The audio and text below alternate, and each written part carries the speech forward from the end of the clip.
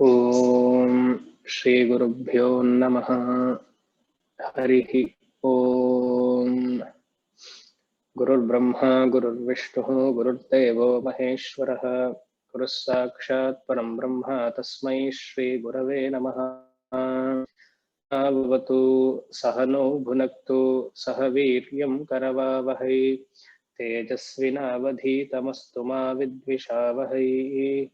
ओम शांति शांति शांति।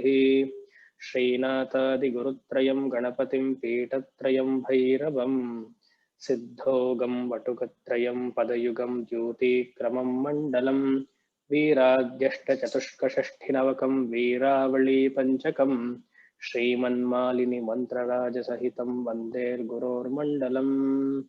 सिन्धूरारुणविग्रहां त्रिनयनां माणिक्यमौली स्फुरत् तारानायकशेखरां स्मितमुखीमापीनवक्षोरुहां पाणिभ्यामलिपूर्णरत्नचषकं रक्तोत्पलं बिभ्रतीं सौम्यां रत्नघटस्थरक्तचरणां ध्यायेत् परामम्बिकाम्। ॐ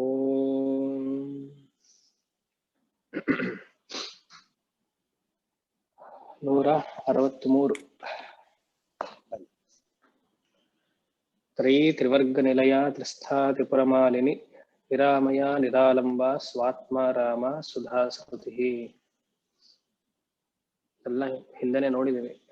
ನೀಕಾರ ಬಂದಾಗ ನೋಡಿದ್ವಿ, ಮತ್ತಿನ್ನೊಂದ್ಸತಿ ನೋಡುವ. ನಿಶ್ಚಿಂತ ನಿರಹಂಕಾರ ನಿರ್ಮೋಹ ಮೋಹನಾಶಿನಿ ಆಲ್ ನೀ ಸೀರೀಸ್, ಅದೇ ಅರ್ಥ ಇಲ್ಲ. ತ್ರಯಿ ಅಂದ್ರೆ ಮೂರು ವೇದ, ಋಗ್ ಯಜುಸ್ ಸಾಮ ವೇದಾಗೆ ತ್ರಯಿ. ವೇದವನ್ನು ಯಾಕೆ ಇಲ್ಲಿ ಹೇಳಿದ್ದಾರೆ? ಯಾಕಂದ್ರೆ ಪ್ರತ್ಯಕ್ಷ ಹಾಗೂ ಅನುಮಾನ ಪ್ರಮಾಣವನ್ನ ಅಲ್ಲದೆ, ಪ್ರತ್ಯಕ್ಷ ಅನುಮಾನ ಪ್ರಮಾಣವನ್ನ ನಾವು ಬಿಟ್ಟು ಬೇರೆ ಪ್ರಮಾಣ ನಮಗೆ ಗೊತ್ತಿಲ್ಲ. ಯಾಕಂದ್ರೆ ನಮಗೆ ವಾಸ್ತವ ಪ್ರತ್ಯಕ್ಷ ಇದೆ, ಪಂಚ ಇಂದ್ರಿಯಗಳಿಗೆ ಗೋಚರವಾಗಿ. ಇನ್ನೊಂದು ಊಹೆ ಮಾಡ್ತೀವಿ, ಇನ್ಫರೆನ್ಸ್, ಅದಕ್ಕೆ ಅನುಮಾನ ಪ್ರಮಾಣ.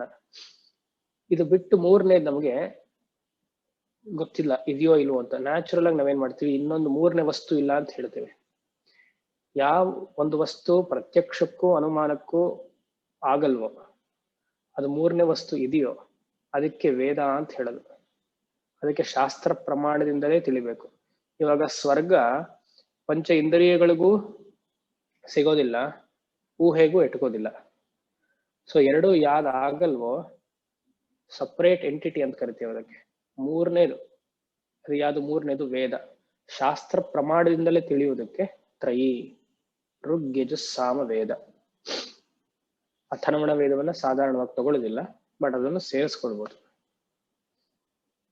ಸಾಧನ ಪಂಚಕಮಲ್ಲಿ ಇದನ್ನು ವಿಶೇಷವಾಗಿ ನಾವು ನೋಡಿದ್ದೀವಿ. ವೇದೋ ನಿತ್ಯಮಧೀಯತಾಂ ತದುದಿದಂ ಕರ್ಮ ಸ್ವನುಷ್ಠೀಯತಾಂ ಎಕ್ಸೆಟ್ರಾ. ತ್ರಿವರ್ಗ ನಿಲಯ. ಮತ್ತೆ ತ್ರಿವರ್ಗ ಅಂದ್ರೆ ಪುರುಷಾರ್ಥ, ಧರ್ಮ, ಅರ್ಥ, ಕಾಮ ಎರಡನೇದು, ಮೂರನೇದು ಮೋಕ್ಷ. ತ್ರಿವರ್ಗ ನಿಲಯ. ತ್ರಿವರ್ಗ ಧಾತ್ರಿ ಹಿಂದಿನ ನಾಮದಲ್ಲಿ ನಾವು ನೋಡಿದ್ವಿ. ಮೋಕ್ಷವನ್ನು ಕೊಡುವವಳು ಆಕೆನೆ, ಮತ್ತೆ ಮೋಕ್ಷದಲ್ಲಿ ನೆಲೆಸಿರುವುದು. ಮೋಕ್ಷ ಅಂದ್ರೆ ಚತುರ್ವಿಧ ಪುರುಷಾರ್ಥವನ್ನು ಕೊಡುವುದು, ಮತ್ತೆ ಚತುರ್ವಿಧ ಪುರುಷಾರ್ಥವನ್ನಲ್ಲಿ ನೆಲೆಸಿರೋದು. ನಿಲಯ ಅಂದ್ರೆ ನಾನು ಅಲ್ಲಿದ್ದೀನಿ ಅಂತ ಅರ್ಥ. ಮನೆ, ಧರ್ಮದ ಮನೆ, ಅರ್ಥ ಕಾಮದ ಮನೆ, ಮೋಕ್ಷದ ಮನೆ. ಹೇಗೆ? ನಮ್ಮ ಪ್ರಾರಬ್ಧ ಕರ್ಮ ಅನುಗುಣವಾಗಿ ತ್ರಿವರ್ಗ ನಿಲಯ. ನಾವೆಲ್ಲ ಇವಾಗ ಧಾರ್ಮಿಕರಾಗಿದ್ದೀವಿ. ಸೊ ಅಮ್ಮನವ್ರು ಎಲ್ಲಿದ್ದಾರೆ? ಧರ್ಮ ನಿಲಯದಲ್ಲಿ ಇದ್ದಾರೆ. ನಮ್ಮ ಮನಸ್ಸೇ ಧರ್ಮ. ಸೊ ಅಲ್ಲಿ ನೆಲೆಸಿ ಪ್ರತಿ ವಾರ ಈ ತರ ಕ್ಲಾಸ್ ನಡೀತಾ ಇದೆ. ಇನ್ನೇನು ಮೋಕ್ಷ ಸ್ಥಿತಿಗೆ ಬಂದಿದ್ದೀವಿ. ನೆಕ್ಸ್ಟ್ ಕ್ಲಾಸಿಗೆ ಮೋಕ್ಷ ಆಗುತ್ತೆ. ತ್ರಿವರ್ಗ ನಿಲಯ. ತ್ರಿಸ್ಥ. ಸ್ಥಾ ಅಂದ್ರೆ ಮತ್ತೆ ನಿಲಯಗಿಂತ ಆ ಮನೆಯಲ್ಲಿ ಚೆನ್ನಾಗಿ ನೆಲೆಸಿರುವುದು, ಕೂತ್ಕೊಳ್ಳೋದು. ತ್ರಿಸ್ಥ. ಮಾರ್ಕಂಡೇಯ ಪುರಾಣದಲ್ಲಿ ಇದನ್ನ ದೇವಿ ಹೆಸರು ಅಂತಾನೆ ಹೇಳ್ತಾರೆ. ತ್ರಿಸ್ಥ ಅನ್ನೋದು ದೇವಿ ಹೆಸರು. ಎಲ್ಲ ತ್ರಿಗುಣ, ತ್ರೈಲೋಕ್ಯ ಮೋಹನ ಚಕ್ರ, ತ್ರಯಿ ವೇದ, ಎಲ್ಲೆಲ್ಲಿ ತ್ರಿ ಬರುತ್ತೋ ಇಂಗ್ಲಿಷ್ ತ್ರೀನೂ ಹೌದು, ಕನ್ನಡ ತ್ರೀನೂ ಹೌದು, ಸಂಸ್ಕೃತ ತ್ರೀನೂ ಹೌದು. 3. ಸಾಂಖ್ಯ ಯೋಗ ವೇದಾಂತಕ್ಕೆ ತ್ರಯಿ, ತ್ರಿಸ್ಥ. ಅಗ್ನಿಗೆ ಗಾರ್ಹಪತ್ಯ, ಆವಹನೀಯ, ದಕ್ಷಿಣ, ಅದಕ್ಕೂ ತ್ರಯಿ. ಜ್ಯೋತಿ ಬೆಳಕು, ಸೂರ್ಯ, ಅಗ್ನಿ, ಚಂದ್ರ. ವರ್ಣಗಳು, ವರ್ಣಗಳು ಅಂದ್ರೆ ಇಲ್ಲಿ ಇದು ಧರ್ಮ, ಅರ್ಥಕಾಮ 2, ಮೋಕ್ಷ 3. ಮತ್ತೆ ತ್ರಿಗುಣ, ಸತ್ವ, ರಜಸ್, ತಮಸ್. ಹಿಂದೆ ಎಲ್ಲ ನೋಡಿದ್ವಿ, ಇದು ಮತ್ತೆ ಬರ್ಕೊಳ್ಳಿ. ಆದ್ರೆ ವಾತ, ಪಿತ್ತ, ಕಫ 3 ಅವಸ್ಥೆಗಳು.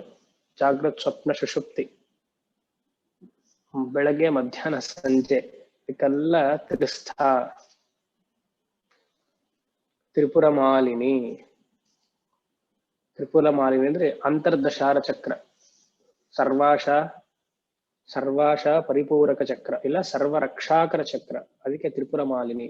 ಅಲ್ಲಿರೋ ದೇವಿ ತ್ರಿಪುರ ಮಾಲಿನಿ ಅಂತ ಹೆಸರು. ನಿರಾಮಯ, ಅಮ್ಮನವ್ರಿಗೆ ಯಾವುದೇ ತರದ ಬಾಡಿಲಿ ಲಿಮಿಟೇಷನ್ಸ್, ಆದಿವ್ಯಾಧಿ ರಹಿತಳು. ವ್ಯಾಧಿ ದೇಹಕ್ಕೆ ಬರುವುದು, ಆದಿ ಮನಸ್ಸಿಗೆ ಬರುವುದು, ಎರಡೂ ಇಲ್ಲ. ಅದಕ್ಕೆ ನಿರಾಮಯ. ಆಮಯ ಅಂದ್ರೆ ಲಿಮಿಟೇಷನ್, ನಿರಾಮಯ ನೋ ಲಿಮಿಟೇಷನ್. ನಿರಾಮಯ. ನಿರಾಲಂಬ, ಆಲಂಬ ಸಪೋರ್ಟ್, ಆಧಾರ. ನಿರಾಲಂಬ, ಅಮ್ಮನವ್ರಿಗೆ ಅದು ಆಲಂಬ. ಇನ್ಫ್ಯಾಕ್ಟ್ ನಾವೆಲ್ಲ ಅಮ್ಮನವರ ಆಶ್ರಯದಲ್ಲಿದ್ದೀವಿ, ಆಕೆ ಇಲ್ಲ. ನಿರಾಲಂಬ. ಸ್ವಾತ್ಮಾರಾಮ, ಆನಂದ ಸ್ಥಿತಿ, ಸಮಾಧಿ ಸ್ಥಿತಿ. ಅದಕ್ಕೆ ಸ್ವಾತ್ಮಾರಾಮ ಅಂತ ಹೆಸರು. ಎಲ್ಲಿ ಆ ಸ್ವಾತ್ಮಾರಾಮ? ನಮ್ಮ ಮನಸ್ಸಿನಲ್ಲೇ, ನಮ್ಮ ಹೃದಯದಲ್ಲೇ. ರಂ ಧಾತು, ರಮಯತಿ ಇತಿ ರಾಮ. ನಮ್ಮ ಮನಸ್ಸು ಪ್ರಶಾಂತವಾಗಿದ್ರೆ ಅದೇ ರಾಮನ ಸ್ಥಿತಿ, ಸಮಾಧಿ ಸ್ಥಿತಿ. ಅದು ಹೇಗಿದೆ ಸ್ವಾತ್ಮಾರಾಮ? ಸುಧಾ ಶ್ರುತಿ. ಸುಧಾ ಅಮೃತದಲ್ಲಿ, ಅಮೃತ, ಶ್ರುತಿ ಸುರಿಯುವುದು, ಸುಧಾ ಶ್ರುತಿ. ಅಮೃತದ ಪ್ರವಾಹ, ಸತತವಾಗಿ continuous flow of amrita, ambrosia. ಸುಧಾ ಶ್ರುತಿ. ಈ ಸಮಾಧಿಗೆ ಒಂದು ಲಕ್ಷಣ ಹೇಳಿದ್ದಾರೆ, ತುಂಬಾ ಚೆನ್ನಾಗಿದೆ ತಂತ್ರದಲ್ಲಿ. ಆ ಆನಂದ ಸ್ಥಿತಿ ಹೇಗಿರುತ್ತೆ? ಪ್ರಭಾಶೂನ್ಯಂ ಮನಃಶೂನ್ಯಂ ಬುದ್ಧಿಶೂನ್ಯಂ ನಿರಾಮಯ. ಇನ್ನೊಂದ್ಸತಿ ಹೇಳ್ತೀನಿ. ಪ್ರಭಾಶೂನ್ಯಂ ಮನಃಶೂನ್ಯಂ ಬುದ್ಧಿಶೂನ್ಯಂ ನಿರಾಮಯ. ಸರ್ವಶೂನ್ಯಂ ನಿರಾಭಾಸಂ ಸಮಾಧಿರ್ ಅಭಿಧೀಯತೆ. ಸರ್ವಶೂನ್ಯಂ ನಿರಾಭಾಸಂ ಸಮಾಧಿರ್ ಅಭಿಧೀಯತೆ. ಪ್ರಭಾಶೂನ್ಯಂ ಅಂದ್ರೆ ಪ್ರಾಪಂಚಿಕದ ವಿಷಯದ ಕಡೆ ಗಮನನೇ ಹೋಗಲ್ಲ, ಹೋಗ್ಬಾರ್ದು. ಸಮಾಧಿ ಸಿಗ್ಬೇಕು ಅಂತಿದ್ರೆ, ಪ್ರತಿಯೊಂದು ವಿಷಯದಕ್ಕೂ ಮನಸ್ಸು ಹೋಗ್ತಿದ್ರೆ ಹೊರಗಡೆ ಬಹಳ ಕಷ್ಟ. ಯಾವ್ದು ಇವಾಗ 3ನೇದು ಬಂತಂತೆ, ಏನು 3rd ವ್ಯಾಕ್ಸಿನ್. ಈ ತರ ಮನ್ಸು ಹೋಗ್ತಿದ್ರೆ ಎಲ್ಲಿ ನಿಲ್ಲತ್ತೆ ಒಳಗಡೆ ಅಲ್ವಾ? ಪ್ರಭಾಶೂನ್ಯಂ ಮನಃಶೂನ್ಯಂ. ಹೊರಗಡೆ ನೋಡ್ತೀವಿ ವಸ್ತುಗಳ ಇದೆ, ಅದನ್ನ ರಿಜಿಸ್ಟರ್ ಮಾಡ್ತೀವಿ. ಮನಃಶೂನ್ಯಂ ಬುದ್ಧಿಶೂನ್ಯಂ, ಎಲ್ಲ ನಿರಾಮಯವಾಗ್ಬೇಕು. ನಿರಾಮಯ. ಸರ್ವಶೂನ್ಯಂ ನಿರಾಭಾಸಂ, ಏನು ಇರಬಾರದು, ಏಕಮಾತ್ರ ಅದ್ವಿತೀಯ ಬ್ರಹ್ಮವಸ್ತು. ಸರ್ವಶೂನ್ಯಂ ನಿರಾಭಾಸಂ ಸಮಾಧಿರ್ ಅಭಿಧೀಯತೆ. ಮನಸ್ಸು ಪೂರ್ಣ ಪ್ರಶಾಂತತೆ ಹೊಂದಿತು, ಅದೇ ಸಮಾಧಿ. ಬಹಳ ಕಷ್ಟ, ಪ್ರಯತ್ನ ಪಡಬೇಕು ಬೇಕಿದ್ರೆ. ಅದೇ ಸುಧಾ ಶ್ರುತಿ. ಜ್ಞಾನಿಗೆ ಈ ಇದು ಏನೋ ಈ ಸ್ಟೇಜ್ ಸಾಧಾರಣ ಜ್ಞಾನಿಗೆ, ಯಾಕಂದ್ರೆ ಅದನ್ನ ದಾಟಿದಾನೆ. ಒಬ್ಬ ಯೋಗಿಗೂ ಇದು ಸಾಧಾರಣ. ಶಂಕರರು ತುಂಬಾ ಚೆನ್ನಾಗಿ ಸೌಂದರ್ಯ ಲಹರಿಯಲ್ಲಿ ವಿವರಿಸ್ತಾರೆ. ಸೌಂದರ್ಯ ಲಹರಿ 20ನೇ ಶ್ಲೋಕ, ಅದ್ಭುತವಾಗಿದೆ ಈ ಶ್ಲೋಕ. ಕಿರಂತಿ ಮಂಗೇಭ್ಯಃ ಕಿರಣ ನಿಕುರುಂಬಾವೃತರಸಂ ಹೃದಿತ್ವಾ ಮಾಧತ್ತೆ ಹಿಮಕರ ಶಿಲಾಮೂರ್ತಿ ವಿಮಯಃ ಸ ಸರ್ಪಾಣಾಂ ದರ್ಪಂ ಶಮಯತಿ ಶಕುಂತಾಧಿಪ ಇವ ಜ್ವರಪ್ಲುಷ್ಟಾನ್ ದೃಷ್ಟ್ಯಾ ಸುಖಯತಿ ಸುಧಾಧಾರ ಸಿರಯ. ಸುಧಾಶ್ರುತಿ ಸುಧಾಧಾರ ಸಿರಯ ಅಲ್ಲಿಗೆ ಕರೆಕ್ಟ್ ಮಾಡಬೇಕು. ಇದನ್ನೇ ಸೌಂದರ್ಯ 3ನೇ ಶ್ಲೋಕದಲ್ಲೂ ಬರುತ್ತೆ. ಇಲ್ಲಿ ಅವಿದ್ಯಾನಾಂ ಅಂತಸ್ತಿಮಿರಮಿಹಿರದ್ವೀಪ ನಗರಿ ಜಡಾನಾಂ ಚೈತನ್ಯ ಸ್ತಬಕಮಕರಂದ ಶ್ರುತಿಝರಿ. ಅದು ಒಂದೇ, ಇಲ್ಲಿ ಸುಧಾಶ್ರುತಿನೂ ಒಂದೇ. 20ನೇ ಶ್ಲೋಕದಲ್ಲಿ ಹೇಳಿರುವ ಸುಧಾಧಾರ ಸಿರಯನು ಒಂದೇ. ಏನ್ ಹೇಳುತ್ತೆ 20ನೇ ಶ್ಲೋಕ? ಇದು ಕ್ರೀಮ್ ಬೀಜಾಕ್ಷರವನ್ನು ಹೇಳುತ್ತೆ. ಗುಪ್ತವಾಗಿ ಶಂಕರರಲ್ಲಿ ಕ್ರೀಮ್ ಬೀಜಾಕ್ಷರವನ್ನ ಹಾಕಿದ್ದಾರೆ 20ನೇ ಶ್ಲೋಕದಲ್ಲಿ. ಹೃದಿತ್ವಾಂ ಆಧತ್ತೆ, ಹೃದಿ ನನ್ನ ಮನಸ್ಸಿನಲ್ಲಿ, ತ್ವಂ ಆಧತ್ತೆ ನೀನು ಬಂದು ನಿಲ್ಸಿದೀಯಾ. ಹೇಗಿದೆ ಅದೆಷ್ಟು ಚೆನ್ನಾಗಿ ನೋಡಿ. ಕಿರಣ ನಿಕುರುಂಬಾವೃತರಸಂ, ನೀನು ನನ್ನ ಹೃದಯದಲ್ಲಿ ಕೂತ್ಕೊಂಡು ಕಿರಣ ನಿಕುರುಂಬಾವೃತರಸಂ ಅಮೃತ ಧಾರೆಯಾಗಿ, you are just the spark. ಹೇಗೆ ಸೂರ್ಯನಿಂದ ಕಿರಣ ಪೂರ್ತಿ ಎಲ್ಲ ಪ್ರದೇಶವನ್ನು ವ್ಯಾಪಿಸುತ್ತೋ, ನನ್ನ ಹೃದಯದಲ್ಲಿ ನೀನು ನಿಂತು ಅಮೃತವನ್ನ ಪೂರ್ತಿ ನನ್ನ ಮುಂದೆ ಯಾರೆಲ್ಲ ಇದ್ದಾರೆ ಇಡೀ ಪ್ರಪಂಚಕ್ಕೆ ನೀನು ಅದನ್ನ ಹರಿಸ್ತಿದೀಯಾ. ಆಯ್ತಾ. ಹೃದಿತ್ವಾ ಮಾಧತ್ತೆ ಹಿಮಕರ ಶಿಲಾಮೂರ್ತಿ ವಿಮಯ. ಹಿಮಕರ ಅಂದ್ರೆ ಇದು ಆಕ್ಚುಲಿ ಒಂದು ಒಳ್ಳೆ ಪ್ರಯೋಗ. ಯಾರಿಗೆಲ್ಲ ಇಷ್ಟ ದೇವತೆ ಇದೆಯೋ, ಅಮ್ಮನವ್ರ ಇಷ್ಟ ದೇವತೆ ಆಗಿದ್ರೆ ಹಿಮಕರ ಶಿಲಾಮೂರ್ತಿ ವಿಮ. ಮೂನ್ ಸ್ಟೋನ್ ಅಲ್ಲಿ ಲಲಿತಾ ತ್ರಿಪುರ ಸುಂದರಿ ಮಾಡ್ಬೇಕಂತೆ. ಮೂನ್ ಸ್ಟೋನ್ ಯಾಕೆಂದ್ರೆ ಸುಧಾಧಾರ ಸಿರಯ, ಇಟ್ ಇಸ್ ವೆರಿ ಕೂಲ್. ಅದಕ್ಕೆ ಇದು ನಮ್ಮ ಈ ಋಷಿಕೇಶಲ್ಲೆಲ್ಲ ಹೋದ್ರೆ ಶ್ರೀಚಕ್ರ ಎಲ್ಲಾದಲ್ಲೂ ಇರುತ್ತೆ. ಜೇಡಲ್ ಇರುತ್ತೆ, ಅಮೆಥಿಸ್ಟ್ ಕಲ್ಲಲ್ಲಿ ಮಾಡಿರ್ತಾರೆ, ಮೂನ್ ಸ್ಟೋನ್ ಅಲ್ಲಿ ಇರಬೇಕು. ಬಟ್ ಇಲ್ಲಿ ಶಂಕರರು ಹೇಳಿರೋದು ಮೂರ್ತಿ, ಶ್ರೀಚಕ್ರವನ್ನು ಹೇಳಿಲ್ಲ. ಕಿರಣ ನಿಕುರುಂಬಾ ವೃತರಸಂ ಹೃದಿತ್ವಾ ಮಾಧತ್ತೆ ಹಿಮಕರ ಶಿಲಾಮೂರ್ತಿ ವಿಮಯ. ಅದಕ್ಕೆ ಸಂಸ್ಕೃತದಲ್ಲಿ ಚಂದ್ರಕಾಂತ ಅಂತ ಹೆಸರು ಮೂನ್ ಸ್ಟೋನ್ಗೆ, ಚಂದ್ರಕಾಂತ. ಅದೇನಾಗತ್ತೆ, when the Amrita rays is flowing out of my Anahata Chakra after meditating upon Lalita in the form of Chandrakanta, that is capable of destroying the ego of snakes. Sarpanam darpam, darpam andre ahankara. Sarpanam saha sadakah ಸಾಧಕಸ್ಯ ಅನುಷ್ಠಾನ ಬಲೇನ ಸರ್ಪದರ್ಪಂ ನಾಶಯತಿ. ಸರ್ಪಾಣಾಂ ದರ್ಪಂ ಶಮಯತ ಶಕುಂತಾಧಿಪ ಇವ. ಶಕುಂತಾಧಿಪ ಅಂದ್ರೆ ಗರುಡ. ಹೇಗೆ ಗರುಡ ಹಾವಿನ ಹೆಡೆಯನ್ನ ಸಂಹಾರ ಅಂದ್ರೆ ಬಗ್ಗಿಸ್ತಾನೋ, ಹಾಗೆ ನೀನು ನನ್ನ ಎದೆಯಲ್ಲಿ ಕೂತು ಸರ್ವ ರೋಗಗಳು ಮತ್ತೆ ಸರ್ವ ದುಷ್ಟ ಅರಿಷ್ಟಗಳನ್ನೆಲ್ಲ ಶಾಂತವಾಗಿ ಚಂದ್ರಕಾಂತೆಯಾಗಿ ಅದನ್ನ ತಂಪು ಮಾಡ್ತಿದ್ಯಾ. ನೋಡಿ, ಜ್ವರ ಪ್ಲುಷ್ಟಾನ್ ದೃಷ್ಟ್ಯ. ಜ್ವರ ಅಂದ್ರೆ ಆರೋಗ್ಯ ಕೆಟ್ಟಿದ್ರೆ ಜ್ವರ. ಜ್ವರ ಪ್ಲುಷ್ಟಾನ್ ದೃಷ್ಟ್ಯ ನೋಡುವುದು. ಸುಖಯತಿ ಸುಧಾಧಾರ ಸಿರಯ. ಸುಖಯತಿ ಎಲ್ಲ ಗುಣಗಳು ಅಂದ್ರೆ ಆ ರೋಗವೆಲ್ಲ ಕ್ಯೂರ್ ಆಯ್ತು.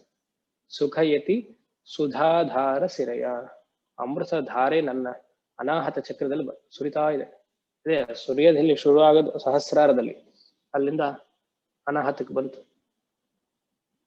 ಅದನ್ನ ಇಲ್ಲಿ ಸುಧಾಶ್ರುತಿ ಸರ್ವಶೂನ್ಯಂ ಭಾಸಂ ಸಮಾಧಿರ್ ಅವಿಧೀಯತೆ. ಇದಕ್ಕೂ ನೋಡಿ ಎಷ್ಟು ಚೆನ್ನಾಗಿದೆ. ಚಂದ್ರಕಾಂತವನ್ನ ಮಾಡಿಸ್ಬೇಡಿ, ಆ ಸ್ಟೋನ್ ಅಲ್ಲಿ ಅಮ್ಮನವರ ವಿಗ್ರಹವನ್ನ ಮಾಡಿಸಿ, ಚೆನ್ನಾಗಿರುತ್ತೆ. ಇನ್ನೊಂದು ಇಲ್ಲಿ ವಿಶೇಷ ಏನಂದ್ರೆ, ಯಾರ ಚಾರ್ಟ್ ಅಲ್ಲಿ ರಾಹು ಅಫ್ಲಿಕ್ಟ್ ಆಗಿದ್ರೆ, ಯಾಕಂದ್ರೆ ರಾಹು ಇಸ್ ಈಕ್ವಲ್ ಟು ಸರ್ಪ, ಸ್ನೇಕ್ಸ್. ಈ ಶ್ಲೋಕವನ್ನು ಹೇಳೋದ್ರಿಂದ ರಾಹು ಪರಿಹಾರ.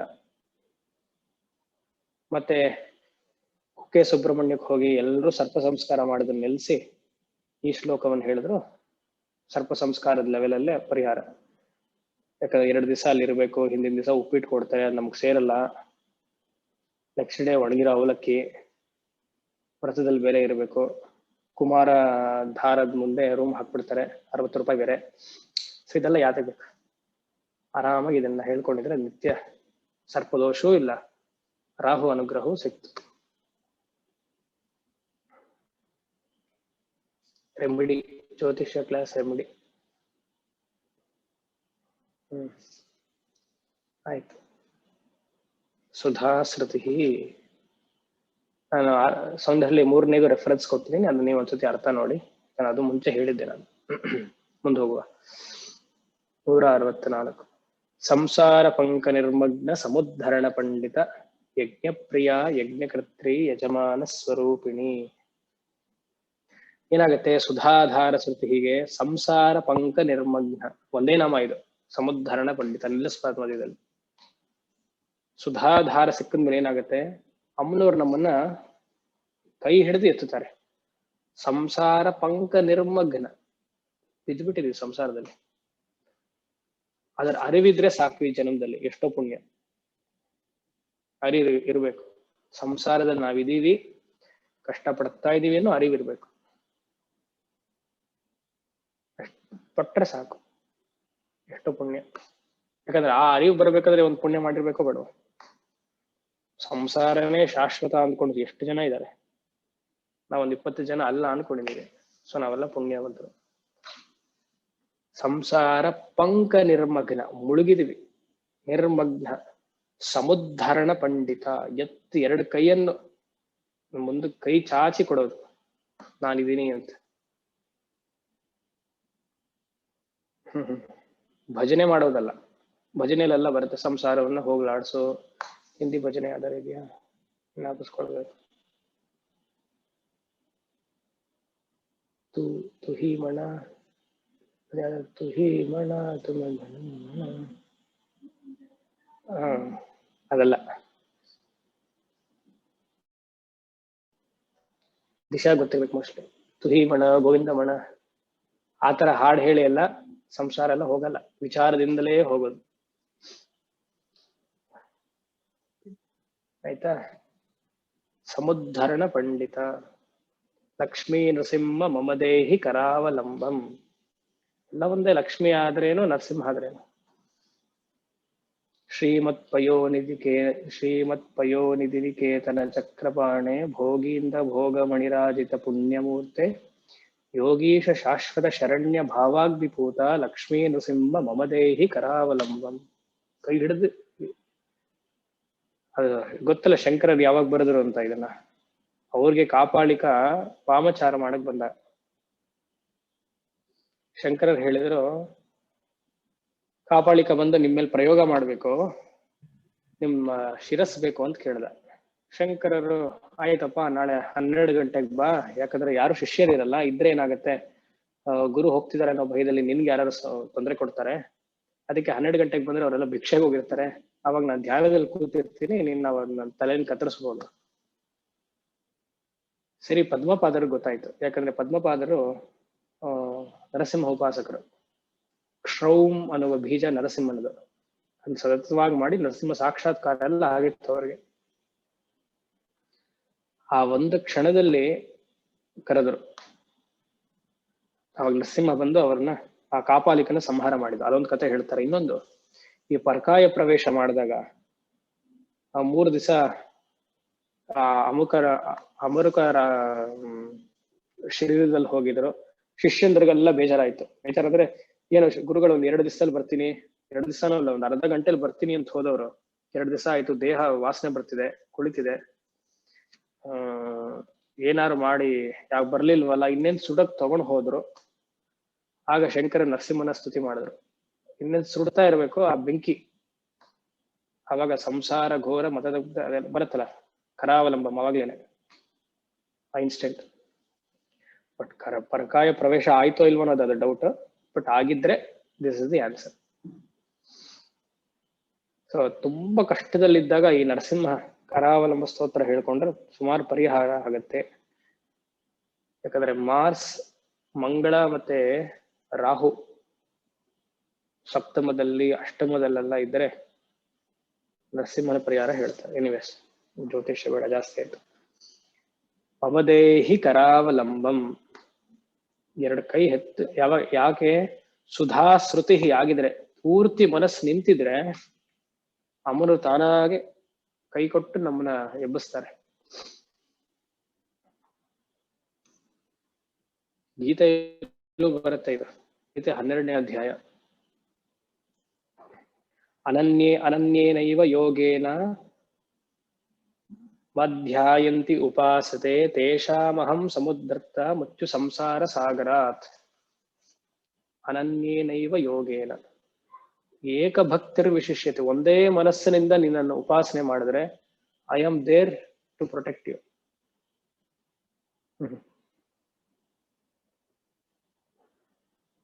ಮುಂದೆ ಯಜ್ಞ ಪ್ರಿಯ. ಅಮ್ಮನವರಿಗೆ ಯಜ್ಞವ ಇಷ್ಟ. ಯಾ ಯಜ್ಞ? ಬಹಿರ್ಯಾಗ ಅಂತರ್ಯಾಗ ಎರಡು. ಯಜ್ಞ ಪ್ರಿಯ. ಕೃಷ್ಣ ಇದೇ 18ನೇ ಅಧ್ಯಾಯದಲ್ಲಿ ಹೇಳ್ತಾನೆ ಗೀತೆಯಲ್ಲಿ, ಯಜ್ಞದಾನ ತಪಕರ್ಮ ಪಾವನಾನಿ ಮನೀಷಿನ ಯಜ್ಞದಾನಂ ನ ತ್ಯಾಜ್ಯಂ ಕಾರ್ಯಮೇವ ತತ್. ಯಾವುದೇ ಕಾರಣಕ್ಕೂ ಯಜ್ಞದಾನವನ್ನು ಬಿಡೋ ಹಾಗೆ ಇಲ್ವೇ ಇಲ್ಲ ಗೃಹಸ್ಥ. ಯಜ್ಞದಾನ ತಪಕರ್ಮ ನ ತ್ಯಾಜ್ಯಂ ಕಾರ್ಯಮೇವ ತತ್. ವೇದಾಂತ ಅನ್ನುವ ದೃಷ್ಟಿಯಲ್ಲಿ ಯಜ್ಞವನ್ನು ಮಾಡೋದಿಲ್ಲ, ದಾನವನ್ನು ಮಾಡೋದಿಲ್ಲ. ಕಾರ್ಯಮೇವ ತತ್, ಮಾಡ್ತಾನೆ ಇರ್ಬೇಕು. ಯಜ್ಞದಾನ ತಪಕರ್ಮ ಪಾವನಾನಿ ಮನೀಷಿನ. ಗೃಹಸ್ಥನಿಗೆ ಎಷ್ಟು ದಾನ ಮಾಡ್ತಾನೋ ಅಷ್ಟು ಒಳ್ಳೇದು, ಎಷ್ಟು ಯಾಗವನ್ನು ಮಾಡ್ತಾನೋ ಅಷ್ಟು ಒಳ್ಳೇದು. ಯಜ್ಞ ಪ್ರಿಯ. ಅಮ್ಮನವರು ಯಜ್ಞ ಸ್ವರೂಪದರಾಗಿದ್ದಾರೆ. ಯಜ್ಞ ಪ್ರಿಯ, ಯಜ್ಞಕರ್ತ್ರಿ. ಯಜ್ಞೋ ವೈ ವಿಷ್ಣು ಅಂತ ವೇದದ ಮಾತು. ವಿಷ್ಣು ಮತ್ತೆ ಅಮ್ಮನವ್ರು ಯಾವಾಗ್ಲೂ ಒಟ್ಟಿಗೆ ಇರ್ತಾರೆ. ಯಜ್ಞ ಸ್ವರೂಪ ಅಂದ್ರೆ ವಿಷ್ಣುನೇ ಅದು. ಮುಂದಿನ ನಾಮದಲ್ಲಿ ಬರುತ್ತೆ 166ನೇ ನಾಮ, ವಿಷ್ಣು ರೂಪಿಣಿ ಅಂತಿದೆ ಅಲ್ಲಿ. ಇಲ್ಲಿ ಯಜ್ಞ ಪ್ರಿಯ, ಅಲ್ಲಿ ವಿಷ್ಣು ರೂಪಿಣಿ. ಎಲ್ಲ ಯಜ್ಞವೂ ಅಮ್ಮನವರಿಗೆ ಪ್ರಧಾನ, ಮತ್ತೆ ಎಲ್ಲ ಇಷ್ಟ ಅಮ್ಮನವರಿಗೆ. ಯಜ್ಞ ಮಾಡುವವನಿಗೆ ಯಾಜಿ ಅಂತ ಹೆಸರು, ಸೋಮಯಾಜಿ. ಧರ್ಮಪತ್ನಿ ಯಾವಾಗ್ಲೂ ಇರಬೇಕು. ಗೃಹಸ್ಥ ಒಬ್ಬ ಯಾಜಿ ಏನೋ ದೀಕ್ಷಿತರೋ ಅಥವಾ ನೀವೋ ನಾವೋ ಗೃಹಸ್ಥ ಆಗಿರೋರು ಧರ್ಮಪತ್ನಿಯಿಂದ ಯಾಗವನ್ನ ಮಾಡಬಾರದು. ಧರ್ಮಪತ್ನಿಯು ಹೊರಗಡೆ ಎಲ್ಲ ಹೋಗ್ಬಾರ್ದು. ಅವ್ರು ಬಂದಿದ್ದಾರೆ ಕರ್ಕೊಂಡ್ ಬರ್ತೀನಿ, ನಿಮ್ ಪಾಡಿಗೆ ನೀವು ಹೋಮ ಮಾಡಿ ಅಂತ. ಮಕ್ಕಳು ಮಾಡ್ಬೇಕು ಅದನ್ನ. ಸಂಬಂಧಿಕರನ್ನ ವೆಲ್ಕಮ್ ಮಾಡೋದು, ರಿಲೇಟಿವ್ಸ್ ಫ್ರೆಂಡ್ಸ್ನ ವೆಲ್ಕಮ್ ಮಾಡೋದು ಮಕ್ಕಳು ಮಾಡ್ಬೇಕು, ಇಲ್ಲ ಅಪ್ಪ ಅಮ್ಮಂತರು ಮಾಡ್ಬೇಕು. ಯಜ್ಞಕ್ಕೆ ಯಾರು ಕೂತಿದಾರೋ ಅವ್ರು ಮಾಡಬಾರ್ದು. ಅದೆಲ್ಲ ಧರ್ಮ ಸೂಕ್ಷ್ಮ. ನೀವು ತಿಂಡಿ ತಿಂದ್ರ ಕೇಳ್ಕೊಂಡ್ ಬರ್ತೀನಿ ಅಂತೆಲ್ಲ ಹೋಗ್ಬಾರ್ದು. ಪಾಪ ಹಸ್ಕೊಂಡಿದ್ದಾರೆ, ತಿಂದಿ ಇಲ್ಲ, ಸುಮಾರು ದೂರದಿಂದ ಬಂದಿದ್ದಾರೆ.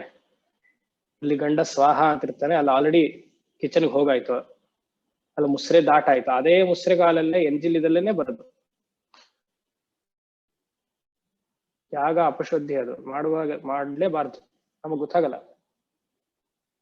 ಮೊನ್ನೆ ಅದೇ ನಾ ಹೇಳ್ತಿದ್ದೆ ಇಲ್ಲಿ ಬಂದು, ಈ ಯಾಗ ಮಂಟಪದಲ್ಲಿ ಮಾತಾಡೋ ಹೋಗೇ ಇಲ್ಲ, ಯಾಗ ಮಂಟಪದಲ್ಲಿ ನೀರು ಕುಡಿ ಹೋಗಿಲ್ಲ. ಆಯ್ತಾ? ನಾವು ಬಾಟ್ಲಿನ ಕುಡಿದು ಪಕ್ಕದಲ್ಲಿ ಹಾಗೆ ಇಟ್ಟಿರ್ತೇವೆ. ಈ ತರ ಎಲ್ಲ ಇದ್ರೆ ಎಲ್ಲಿ ಸಿಗುತ್ತೆ ನಮ್ಗೆ? ಪೂರ್ಣಾಹುತಿ ಮಾತ್ರ ತುಂಬಾ ಚೆನ್ನಾಗಿತ್ತು ಅಂತ ಅನ್ಸುತ್ತೆ ಅಷ್ಟೇ.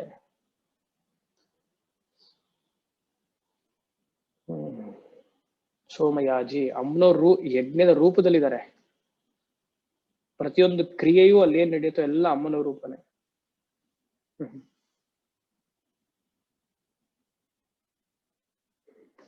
ಸೊ ಧರ್ಮಪತ್ನಿ ಬಹಳ ಅವಶ್ಯ. ಇನ್ ಕೇಸ್ ಇಲ್ಲಿ ಇರಕ್ಕಾಗ್ಲಿಲ್ಲ ಅಂದ್ರೆ ಪರ್ಮಿಷನ್ ಆದ್ರೂ ತಗೊಳ್ಬೇಕು. ಈ ತರ ಯಾಗವನ್ನ ಮಾಡ್ತಿದ್ದೀನಿ, ಪ್ರಾಮಿಸ್ ತಗೊಳ್ಬೇಕಂತ. ನಾನು ಇಲ್ದೆ ನೀನ್ ಮಾಡ್ತಿರೋದ್ರಿಂದ, ಸಪೋಸ್ ಯಾವ್ದೋ ಕಾರಣಕ್ಕೆ ಬೇರೆ ಊರಲ್ಲಿ ಇದ್ರೋ, ಹುಷಾರಿಲ್ಲವೇನೋ, ಡೇಟ್ ಫಿಕ್ಸ್ ಆಗೋಗಿದೆ, ಧರ್ಮಪತ್ನಿಯ ಏನು ಬ್ಲೆಸ್ಸಿಂಗ್ಸ್ ಅಂತಾನೂ ಹೇಳ್ಬೋದು, ಇಲ್ಲ ಆಜ್ಞೆ ತಗೊಂಡೇ ಮುಂದುವರಿಬೇಕು.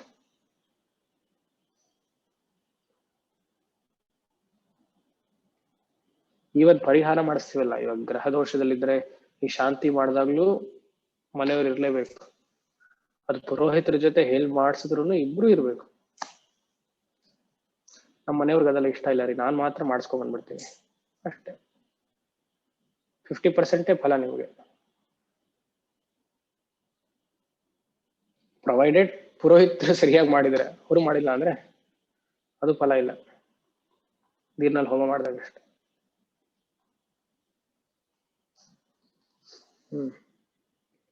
ಯಜ್ಞಕರ್ತೃ. ಪ್ರಪಂಚವನ್ನ ಸೃಷ್ಟಿ ಮಾಡ್ಬೇಕಂದ್ರೆ ಅಮ್ಮನವರು ಈಶ್ವರನ ಪಕ್ಕದಲ್ಲೇ ಇದ್ರು. ಪ್ರಪಂಚ ಸೃಷ್ಟಿ ಮಾಡಿದ ಈಶ್ವರನಿಗೆ ಒಂದು ಯಜ್ಞ. ಸೊ ಅಮ್ಮನವ್ರು ಆರಾಮಾಗಿ ರೂಮಲ್ಲಿ ಕೂತ್ಕೊಂಡು ನಿಮ್ ಪಾಡಿಗೆ ನೀವು ಮಾಡಿ, ನಾನಿಲ್ಲ. ಇಬ್ರು ಒಟ್ಟಿಗೆ ಇದ್ರು. ಯಜ್ಞಕರ್ತ್ರಿ, ಶಿವಯಜ್ಞಕರ್ತ್ರಿ, ಯಜಮಾನ ಸ್ವರೂಪಿಣಿ. ಯಜಮಾನ, ಯಾರು ಯಜ್ಞವನ್ನ ಮಾಡ್ತಾರೋ ಅವ್ರಿಗೆ ದೀಕ್ಷಿತರು ಅಂತ ಹೆಸರು. ಅಥವಾ ಯಾರು ಯಜ್ಞ ಮಾಡ್ತಾರೋ ಆ ದೀಕ್ಷೆ, ಆ ವ್ರತವನ್ನು ಹಿಡಿದಿರ್ತಾರೆ. ಯಾಗ ಮಾಡುವವನಿಗೆ ದೀಕ್ಷಿತ ಅಂತ ಹೆಸರು. ಸೊ ಯಜಮಾನ ಸ್ವರೂಪಿಣಿ, ಆ ಯಜಮಾನ ರೂಪವಾಗೂ ಅಮ್ಮನವರಿದ್ದಾರೆ. ಬ್ರಹ್ಮಾರ್ಪಣಂ ಬ್ರಹ್ಮಹವಿಹಿ ಅನ್ನೋದೊಂದು ಭಾವ. ಅದಲ್ಲದೆ ಬೇರೆ ಭಗವದ್ಗೀತೆಯಲ್ಲಿ ಒಂದು ಶ್ಲೋಕ ಇದೆ, ಇದನ್ನೇ ತುಂಬಾ ಚೆನ್ನಾಗಿ ಹೇಳ್ತಾನೆ ಕೃಷ್ಣ. 16ನೇ ಅಧ್ಯಾಯದಲ್ಲಿ, ಅಹಂ ಕ್ರತುರಹಂ ಯಜ್ಞ ಸ್ವದಾಹಮಹಮೌಷಧಂ ಮಂತ್ರೋ ಅಹಮೇ ವಾಜ್ಯಂ ಅಹರಗ್ನಿರಹಂ ಹುತಂ. ಬ್ರಹ್ಮಾರ್ಪಣಂ ಹವಿ ಅನ್ನೋದು ಸೇಮ್. ಅಹಂ ಕ್ರತುರಹಂ ಯಜ್ಞಂ, ಯಜ್ಞಕರ್ತ್ರಿ ನೋಡಿ ಅಲ್ಲಿ ಬಂತು. ಸ್ವದಾಹಮಹಮೌಷಧಂ, ಅದೆಲ್ಲ ಐಟಮ್ಸ್ ಇಟ್ಕೊಂಡಿರ್ತೀವಲ್ಲ, ಅದೆಲ್ಲ ನಾನೇ ಅಂತ ಅಲ್ಲ ಅರ್ಜುನ ಕೃಷ್ಣ ಹೇಳ್ತಿದ್ದಾನೆ, ಇಲ್ಲಿ ಅಮ್ಮನವ್ರು ಹೇಳ್ತಿದಾರೆ ಅಷ್ಟೆ. ಮಂತ್ರ ನಾನೇ, ನೀನ್ ಮಂತ್ರ ಹೇಳಿ ಹವಿಸ್ ಹಾಕ್ತಿದ್ಯಲ್ಲ ಅದು ನಾನೇ. ಮಂತ್ರೋ ಅಹಮೇ ವಾಜ್ಯಂ, ಆಜ್ಯ ತುಪ್ಪ ನಾನೇ. ಅಹಂ ಅಗ್ನಿರ್ ಅಹಂ ಹುತಂ, ಅಗ್ನಿಯೂ ನಾನೇ.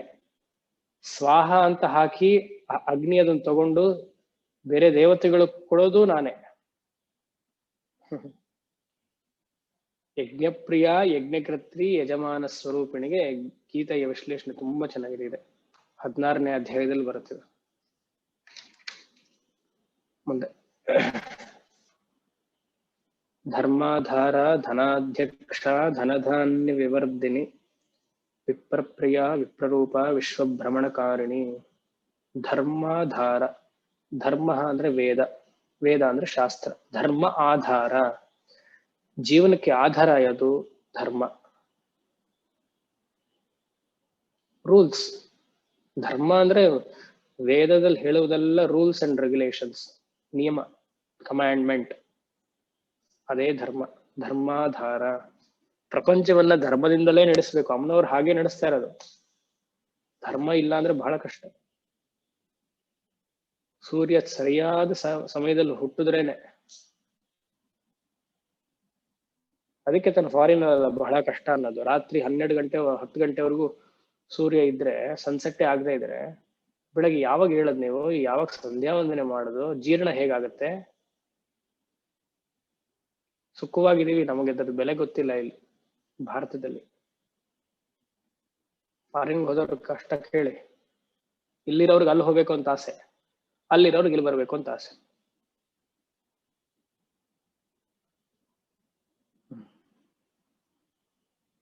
ಪ್ರತಿ ಕ್ಷಣವೂ ಸುಖವೇ ನಮ್ಗಿಲ್ಲಿ. ಇವಾಗ ಬೆಂಗಳೂರಿಂದ ಅಣ್ಣಾಮಲೈಗೆ ಬಂದು ಇಲ್ಲಿ ಸೆಟ್ಲ್ ಆದ್ಮೇಲೆ ಇವಾಗ ಬೆಂಗಳೂರು ಬರಕ್ಕೆ ಬೇಜಾರಲ್ಲ, ನೆಮ್ಮದಿಯಾಗಿದೆ ಇಲ್ಲಿ. ಒಂದು ಗಾದೆ ಹೇಳ್ತಲ್ಲ, ಹಾಸನ ಅಂಕಿ ಎಲ್ಲ ದೇವದ ಕಾಟ ಇಲ್ಲ ಅಂತ. ಹಾಗಾಯ್ತು. ಕರೆಕ್ಟ್ 5:45 ಸೂರ್ಯೋದಯ. ಸೊ 5 ಗಂಟೆಗೆ ಎದ್ದಿರ್ಬೇಕು, ಸಂಧ್ಯಾವನೆ ಅದಕ್ಕಿಂತ ಮುಂಚೆ ಮುಗಿಬೇಕು. ಸೂರ್ಯ ಉದಯಕ್ಕಿಂತ ಹೇಳದೆ ಅದೊಂದು ಪುಣ್ಯ. ಅದಲ್ಲೇ ಲಾಂಗ್ ಲೈಫ್. ಸೌಂಡ್ ಪೊಲ್ಯೂಷನ್ ಇಲ್ಲ, ನಾಯ್ಸ್ ಪೊಲ್ಯೂಷನ್ ಇಲ್ಲ. ತೀರ್ಥಕ್ಷೇತ್ರ ಬೇರೆ. ಸೊ ಭಾರತವೇ ಒಂದು ತೀರ್ಥಕ್ಷೇತ್ರ, ಯಜ್ಞಕ್ಷೇತ್ರ, ಕರ್ಮಭೂಮಿ. ಧರ್ಮಾಧಾರ. ಒಂದು ಧರ್ಮದ ನಿಯಮ ಇಲ್ಲ ಅಂದ್ರೆ ಬಹಳ ಕಷ್ಟ, ಜೀವನವೂ ಕಷ್ಟ, ಪ್ರಪಂಚ ಅಮ್ಮನವರು ನಡ್ಸಕ್ಕಾಗೋದಿಲ್ಲ. ಧರ್ಮಾಧಾರ, ಶಾಸ್ತ್ರವಿಹಿತ ಧರ್ಮಾಚರಣೆಯನ್ನು ನಾವೆಲ್ಲರೂ ಮಾಡ್ಬೇಕು, ಶಾಸ್ತ್ರವಿಹಿತವಾಗಿರ್ಬೇಕು. ಮನು ಹೇಳ್ತಾರೆ ದೇಶಾಚಾರ, ಕ್ಲಾಸ್ ಅದೇ ಆಯ್ತು ಧರ್ಮಾಚರಣ ಜಸ್ಟ್ ಬಿಫೋರ್, ಅದೇ ಕರೆಕ್ಟ್ ಆಗಿ ಬಂತು. ದೇಶಾಚರಣ ಪಾರಂಪರ್ಯ ಕ್ರಮಾಗತಃ ಆಮ್ನಾಯ ಅವಿರೋಧಶ್ಚ ಸಾ ಧರ್ಮ ಪ್ರಕೀರ್ತಿತ. ಹೇಗಿರ್ಬೇಕು ನಮ್ಮ ಧರ್ಮಾಚರಣೆ ಅಂದ್ರೆ ದೇಶಾಚಾರವಾಗಿರ್ಬೇಕು. ದೇಶಾಚಾರ ಅಂದ್ರೆ ಭಾರತದಲ್ಲಿ ಫಾಲೋ ಮಾಡೋದು, ಹೊರ ರಾಷ್ಟ್ರದಲ್ಲಿ ಮಾಡೋದು ಅಂತಲ್ಲ. ದೇಶಾಚಾರ ಅಂದ್ರೆ ನಿಮ್ಮ ಕುಲುಗುರುಗಳು ಏನು ಹೇಳ್ಕೊಟ್ಟಿದಾರೋ ಅದು, ಅದಕ್ಕೆ ದೇಶಾಚಾರ. ಹಾಗಾದ್ರೆ ಅಲ್ಲಿ ಊಟ ಮಾಡಿ ಟಿಶ್ಯೂ ಪೇಪರ್ ಕೈ ತೊಳಿತಾರೆ, ದೇಶಾಚಾರ ಅಂತ ನಾನು ಅದನ್ನ ಇಲ್ಲಿ ಫಾಲೋ ಮಾಡಕ್ಕಾಗಲ್ಲ ಅಲ್ವಾ? ಸೊ ದೇಶಾಚಾರ ಅಂದ್ರೆ ಇಲ್ಲಿ ನಮ್ಮ ಕುಲಗುರುಗಳು ಇಲ್ಲ ನಮ್ಮ ಕಮ್ಯುನಿಟಿ, ನಮ್ಮ ಸಂಪ್ರದಾಯ ಏನ್ ಮಾಡ್ಕೊಂಡ್ ಬಂದಿದೆ ಅದಕ್ಕೆ ದೇಶಾಚಾರ. ಪಾರಂಪರ್ಯ ಕ್ರಮಾಗತಃ, ಅದು ಎಲ್ರು ಫಾಲೋ ಮಾಡಿರ್ಬೇಕು. ನಮ್ ತಾತ ಮಾಡಿ ನಾನ್ ಮಾಡಿದ್ರೆ ಆಗೋದಿಲ್ಲ, ನಮ್ಮ ಅಪ್ಪನೂ ಮಾಡಿರ್ಬೇಕು, ಇಲ್ಲ ನಿಮ್ಮನೆಯವರು ಮಾಡಿರ್ಬೇಕು. ಪಾರಂಪರ್ಯ ಕ್ರಮಾಗತಃ ಆಮ್ನಾಯ ಅವಿರೋಧಶ್ಚ. ಆಮ್ನಾಯ ಅಂದ್ರೆ ವೇದ, ವೇದದ ವಿರುದ್ಧವಾಗಿ ನಡೆಸಬಾರ್ದು ಯಾವ್ದು ಜೀವನವನ್ನ. ಒಂದು ಧರ್ಮಶಾಸ್ತ್ರದಲ್ಲಿ ಏನಾದ್ರು ಹೇಳಿದ್ರೆ ಅದು ವೇದದಲ್ಲಿ ಹೇಳಿದೀಯಾ ಅಂತ ಫಸ್ಟ್ ನೋಡ್ಬೇಕು. ಯಾಕಂದ್ರೆ ಧರ್ಮಶಾಸ್ತ್ರ ಯಾವಾಗಲೂ ಶ್ರುತಿಯನ್ನು ಅವಲಂಬಿಸಿದೆ. ಅಲ್ಲಿ ಏನಾದ್ರು ವಿರೋಧ ಬಂದ್ರೆ ವೇದವನ್ನೇ ತಗೊಳ್ಬೇಕು ಪ್ರಧಾನವಾಗಿ. ಆಮ್ನಾಯ ಅವಿರೋಧಶ್ಚ ಸಾ ಧರ್ಮ ಪ್ರಕೀರ್ತಿತ. ತಸ್ಮಾತ್ ಕಾರ್ಯಂ ಪ್ರಮಾಣಂ ಕುರುತೆ ಕಾರ್ಯಕಾರ್ಯ ವ್ಯವಸ್ಥಿತೌ. ಗೀತಾ. ಯತ್ ಶಾಸ್ತ್ರವಿಧಿ ಮುತ್ಸೃಜ್ಯ ವರ್ತತೆ ಕಾಮಕಾರತಃ ನ ಸಿದ್ಧ ಸಮವಾಪ್ನೋತಿ ನ ಸುಖಂ ನ ಪರಾಂಗತಿಂ. ಶಾಸ್ತ್ರವನ್ನ ಹೇಳಿದ ರೀತಿಯಲ್ಲಿ ಫಾಲೋ ಮಾಡ್ಲಿಲ್ಲ ಅಂದ್ರೆ ಈ ಜನ್ಮದಲ್ಲೂ ಸುಖವಿಲ್ಲ, ಪರಜನ್ಮದಲ್ಲೂ ಸುಖವಿಲ್ಲ.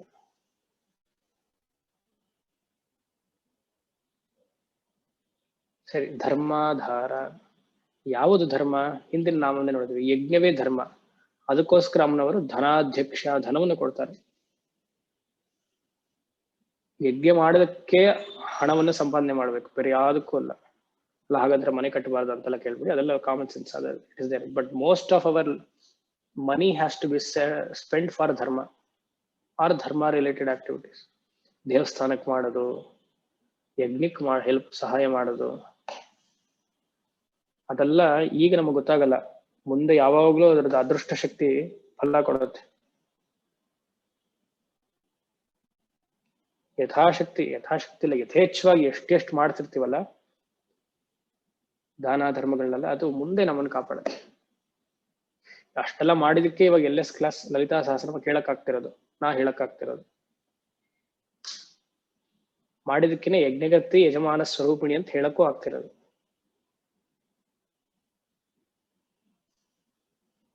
ಧನಾಧ್ಯಕ್ಷ, ಧನಾಧ್ಯಕ್ಷ ಅಂದ್ರೆ ಕುಬೇರನ ತಾಯಿ ಅಮ್ಮನವರೇ. ಕುಬೇರನ ರೂಪದಲ್ಲಿ ಅಮ್ಮನವರಿದ್ದಾರೆ, ಅದಕ್ಕೆ ಧನಾಧ್ಯಕ್ಷ. ಧನಧಾನ್ಯ ವಿವರ್ಧಿನಿ, ಯಾಗಕ್ಕೆ ಬೇಕಾದ ಎಲ್ಲ ಸಾಮಾನನ್ನು ಅಮ್ಮನವರು ಅನುಗ್ರಹಿಸ್ತಿದ್ದಾರೆ. ಯಾಗದಿಂದ ಸರ್ವವೂ ಲಭ್ಯ. ಆಹಾರ, ಮುಖ್ಯವಾಗಿ ಆಹಾರ ಲಭ್ಯ.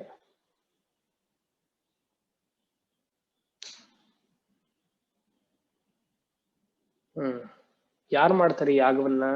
ಈ ಯಾಗದಲ್ಲಿ ಮಂತ್ರವನ್ನ ಯಾರು ಹೇಳ್ತಾರೆ? ವಿಪ್ರಪ್ರಿಯ. ವಿಪ್ರಪ್ರಿಯ, ವಿಪ್ರರೂಪ, ವಿಪ್ರರಾಗಿ ಬ್ರಾಹ್ಮಣರ ರೂಪದಲ್ಲಿ ಅಮ್ಮನವರಿದ್ದಾರೆ.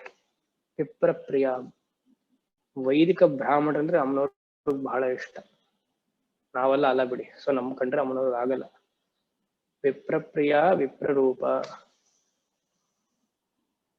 ವಿಶ್ವಭ್ರಮಣಕಾರಿಣಿ. ಭ್ರಮಣ ಅಂದ್ರೆ ಮಾಯಾ ಸ್ವರೂಪ, ಒಂದು ಸಿಸ್ಟಮ್ಯಾಟಿಕ್ ಆಗಿ ನಡೆಸ್ತಾ ಇರೋದು. ವಿಶ್ವಭ್ರಮಣಕಾರಿಣಿ, ಪ್ರಪಂಚವನ್ನ ನಡೆಸಬೇಕು ಅಂದ್ರೆ ಯಾಗ ಬಹಳ ಅವಶ್ಯಕತೆ ಇರುತ್ತೆ. 5 ವರ್ಷಕ್ಕೆ ಯಾವ್ದಲ್ಲ ಎಲೆಕ್ಷನ್ ಬಂದ್ಬಿಟ್ರೆ ಇದು ಪ್ರಪಂಚವನ್ನು ನಡ್ಸಕ್ಕಾಗಲ್ಲ. ಫಾರ್ಮರ್ ಸ್ಟ್ರೈಕ್ ಮಾಡಿಬಿಟ್ರೆ ಆಗೋದಿಲ್ಲ, ಯಾಗ ನಡಿಬೇಕು. ಯಾಗದಲ್ಲೇ ನಿಂತಿರೋದು, ಅದು ಗೌರ್ಮೆಂಟ್ ಗೊತ್ತಿಲ್ಲ ಅಷ್ಟೆ.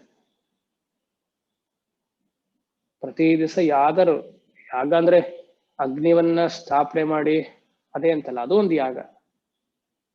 Values is also called N ಯಾಗ. ಧರ್ಮಾಚರಣೆ, ಸ್ವಧರ್ಮಾಚರಣೆಯೇ ಮಹಾಯಾಗ. ಅವರವರ ಧರ್ಮ ಅನುಷ್ಠಾನ ಮಾಡುವುದೇ ಮಹಾಯಾಗ. ವಿಪ್ರಪ್ರಿಯ ವಿಪ್ರರೂಪ ವಿಶ್ವಭ್ರಮಣಕಾರಿಣಿ. ಮುಂದೆ ವಿಶ್ವಗ್ರಾಸ. ವಿಶ್ವಗ್ರಾಸ, ಗ್ರಾಸ ಅಂದ್ರೆ ನುಂಗುವುದು, ಸ್ವಾಲೋಯಿಂಗ್. ನನ್ನ ಮುಂದೆ ಏನ್ ಬರುತ್ತೋ ಎಲ್ಲ ನುಂಗುವುದು. ಯಾಕಂದ್ರೆ ಯಜ್ಞಿ ಅಲ್ವಾ, ಅಗ್ನಿ ಮುಂದೆ ಇದ್ದಾಗ ಏನಾಗುತ್ತೆ, ಅಗ್ನಿಗೆ ಏನ್ ಹಾಕೋದು ಎಲ್ಲ ನುಂಗುತ್ತೆ. ಗ್ರಾಸ. ಲಯಕರ್ತಿನಿ ಅಂತ ಹೆಸರು. ಗ್ರಾಸ ಅಂದ್ರೆ ಲಯಕರ್ತಿನಿ. ಗೀತೆಯ 11ನೇ ಚಾಪ್ಟರ್ ನೋಡಿ, ಕೃಷ್ಣ ಇದನ್ನೇ ಮಾತಾಡ್ತಾರೆ. ವಿಶ್ವರೂಪ ಸಂದರ್ಶನ ಆಗ್ತಿದ್ದಾಗ ಅರ್ಜುನ ನೋಡ್ತಿರ್ತಾನೆ, ಎಲ್ಲರೂ ಭೀಷ್ಮರು, ಇದು ಪಾಂಡವರು ಎಲ್ಲರೂ ಹೋಗ್ತಿರ್ತಾರೆ. ಎಲ್ಲಿ? ಆ ಕೃಷ್ಣನ ಬಾಯಿ ಒಳಗಡೆ, ಹಲ್ಲು ಮಧ್ಯದಲ್ಲೆಲ್ಲ ದ್ರೋಣ ಭೀಷ್ಮರೆಲ್ಲ ಇರ್ತಾರಂತೆ. 11ನೇ ಅಧ್ಯಾಯ ಶ್ಲೋಕ 26-27. ಒಂದು ನಿಮಿಷ ತೆಗಿತಾ ಇದ್ವಿ.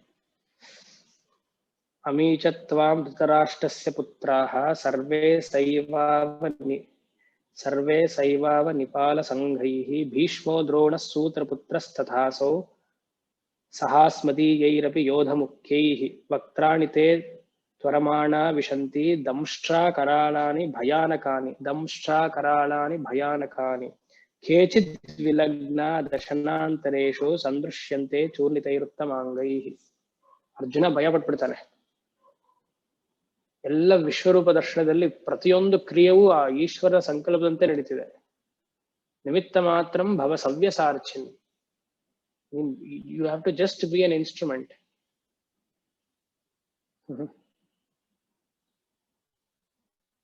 ವಿಶ್ವಗ್ರಾಸ, ಯಾಗದಲ್ಲಿ ಪ್ರತಿಯೊಂದು ಎಲ್ಲೋ ಒಂದ್ ಕಡೆ ಲಯ ನಡಿ, ಒಂದ್ ಕಡೆ ಸೃಷ್ಟಿ ಆಗ್ತಿದೆ, ಒಂದ್ ಕಡೆ ಲಯ ಆಗ್ತಿದೆ, ಯಾರೋ ಮತ್ತೊಬ್ರು ಹುಟ್ಟುತ್ತಾರೆ ಮತ್ತೆ ಸಾಯ್ತಾರೆ. ಆ ಸೈಕಲ್ ನೋಡಿ ನಡೀತಾನೆ ಇದೆ. ಇನ್ಫ್ಯಾಕ್ಟ್ ಈ ತರ ಕೊರೋನಾ ಬರೋದೆಲ್ಲ ಒಳ್ಳೇದೇ. ಇಲ್ಲ ಲಯ ಆಗೋದು ಹೇಗೆ ಅಲ್ವಾ? ಯಾವ್ದೋ ಒಂದು ಕಾರಣ ಬೇಕು ತಾನೆ ನಾವು ಹೋಗೋಕೆ. ಇಂಬ್ಯಾಲೆನ್ಸ್ ಆದಾಗ ಒಂದು ಬ್ಯಾಲೆನ್ಸ್ ಆಗ್ಬೇಕು ಅಂದ್ರೆ ಇದೆಲ್ಲ ಅವಶ್ಯಕತೆ.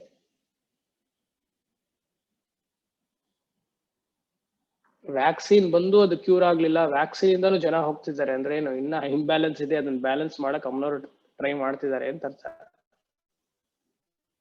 ಅದಕ್ಕೆ ಜನ ಇವರು ವ್ಯಾಕ್ಸಿನ್ ತಗೊಳ್ಳಲ್ಲ, ಅದಲ್ಲಿ ಸೈಡ್ ಎಫೆಕ್ಟ್ಸ್ ಇದೆ. ಬೇಡ ಜಾಸ್ತಿ ಆಯ್ತಾ.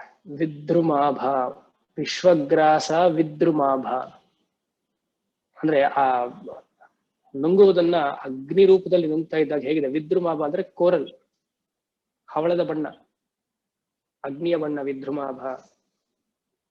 ವೈಷ್ಣವಿ ವಿಷ್ಣು ರೂಪಿಣಿ, ಇಲ್ಲಿ ಬಂತು ನೋಡಿ ಮತ್ತೆ, ವೈಷ್ಣವಿ ವಿಷ್ಣು ರೂಪಿಣಿ. ಸರ್ವ ವ್ಯಾಪಕವಾಗಿ ಹರಡಿಸಿರುವುದೇ ಅದಕ್ಕೆ ವೈಷ್ಣವಿ ಅಂತ ಹೆಸರು.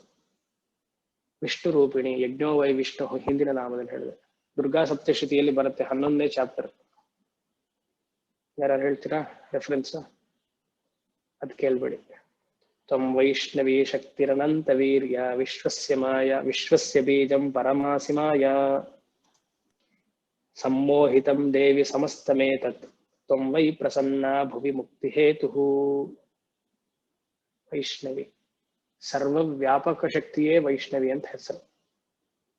ವೈಷ್ಣವಿ ವಿಷ್ಣು ರೂಪಿಣಿ. ಮುಂದೆ ಅಯೋನಿರ್ಯೋನಿ ನಿಲಯ, ಅಯೋನಿ ಯೋನಿ ನಿಲಯ. ಯೋನಿಹಿ ಅಂದ್ರೆ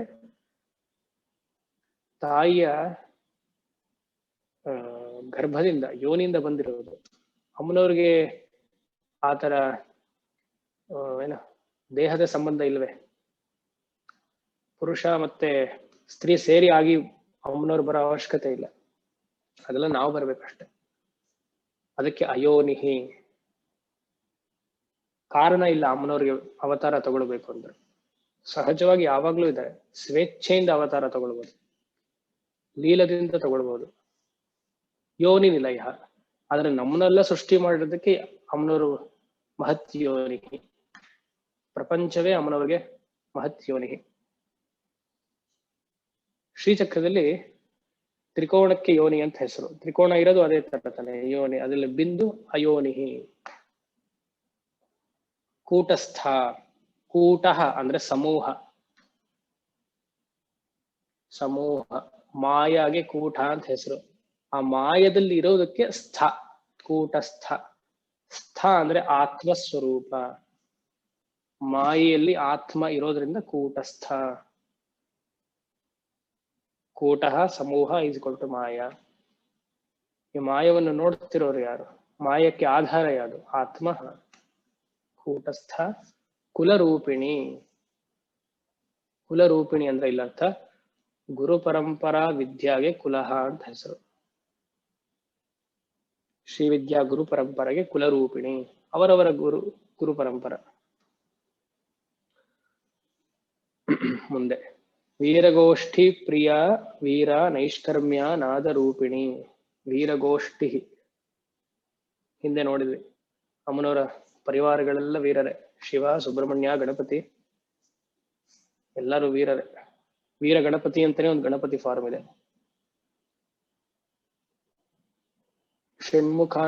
ಷಣ್ಮುಖ ಅದೊಂದು ವೀರವಾದ ಸುಬ್ರಹ್ಮಣ್ಯನ ಅವತಾರ. 12 ಕೈ. ಪಾಶುಪತ ಅಸ್ತ್ರ ಆಗಿ ಶಿವ ಇದ್ದಾನೆ, ಅಮ್ಮನವರು ದುರ್ಗೆ ಆಗಿದ್ದಾನೆ. ಎಲ್ಲರೂ ವೀರರೇ, ಯಾರು ಸಾತ್ವಿಕರೇ ಇಲ್ಲ ಹಾಗೆ ನೋಡಿದ್ರೆ. ಎಲ್ಲರೂ ಫೆರೋಷಿಯಸ್. ಇನ್ಫ್ಯಾಕ್ಟ್ ಎಲ್ಲರದು ಉಗ್ರ ಸ್ವರೂಪವೇ ಜಾಸ್ತಿ, ಸಾತ್ವಿಕ ತುಂಬಾ ಕಮ್ಮಿ. ವೀರಗೋಷ್ಠಿ ಪ್ರಿಯ, ವೀರ ಸಾಧಕರು. ಉಗ್ರ ಸಾಧನೆ ಅಂದ್ರೆ ತಪಸ್ಸನ್ನ ಮಾಡಿ ಅಮ್ಮನವರನ್ನ ಆರಾಧನೆ ಮಾಡೋದಕ್ಕೆ ವೀರಗೋಷ್ಠಿ ಪ್ರಿಯ ವೀರ. ಜ್ಞಾನ ವಿಚಾರವನ್ನ ಮಾಡೋದು, ತಪಸ್ಸನ್ನ ಮಾಡೋದು, ಅನುಷ್ಠಾನದಲ್ಲಿ ವೀರಗೋಷ್ಠಿ ಪ್ರಿಯ. ಗೋಷ್ಠಿ ಅಂದ್ರೆ ಶಾಸ್ತ್ರ ವಿಚಾರವನ್ನು ಮತ್ತೆ ಮಾಡೋದು. ಗೋಷ್ಠಿ, ವಿದ್ವದ್ ಗೋಷ್ಠಿ. ಮಹಾಗಣಪತಿ ವಾಕ್ಯಾರ್ಥ ಸಭಾ ಶೃಂಗೇರಿಯಲ್ಲಿ ನಡೆಯುತ್ತೆ, ಅದೆಲ್ಲ ವೀರಗೋಷ್ಠಿನೇ. ಎಲ್ಲಿ ಅಮ್ಮನವರ ಲೀಲೆಯನ್ನು ಹೇಳ್ತಿರೋ ಅದು ವೀರಗೋಷ್ಠಿನೇ. ಲಲಿತೋಪಾಖ್ಯಾನ ಪಾರಾಯಣ ಮಾಡುವುದೇ ವೀರಗೋಷ್ಠಿ ಪ್ರಿಯ ವೀರ. ವಿಶೇಷವಾದ ಫಲಗಳನ್ನು ಹೇಳಿದ್ದಾರೆ.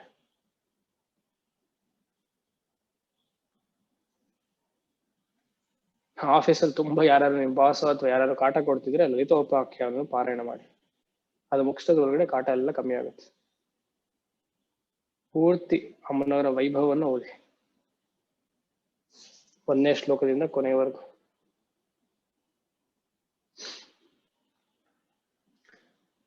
ಋಷಿಕೇಶಲ್ಲಿ ಕೈಲಾಸಾಶ್ರಮ ಅಂತ ಒಂದಿದೆ, ಸುಮಾರು ಜನಕ್ಕೆ ಗೊತ್ತಿರಬೇಕು.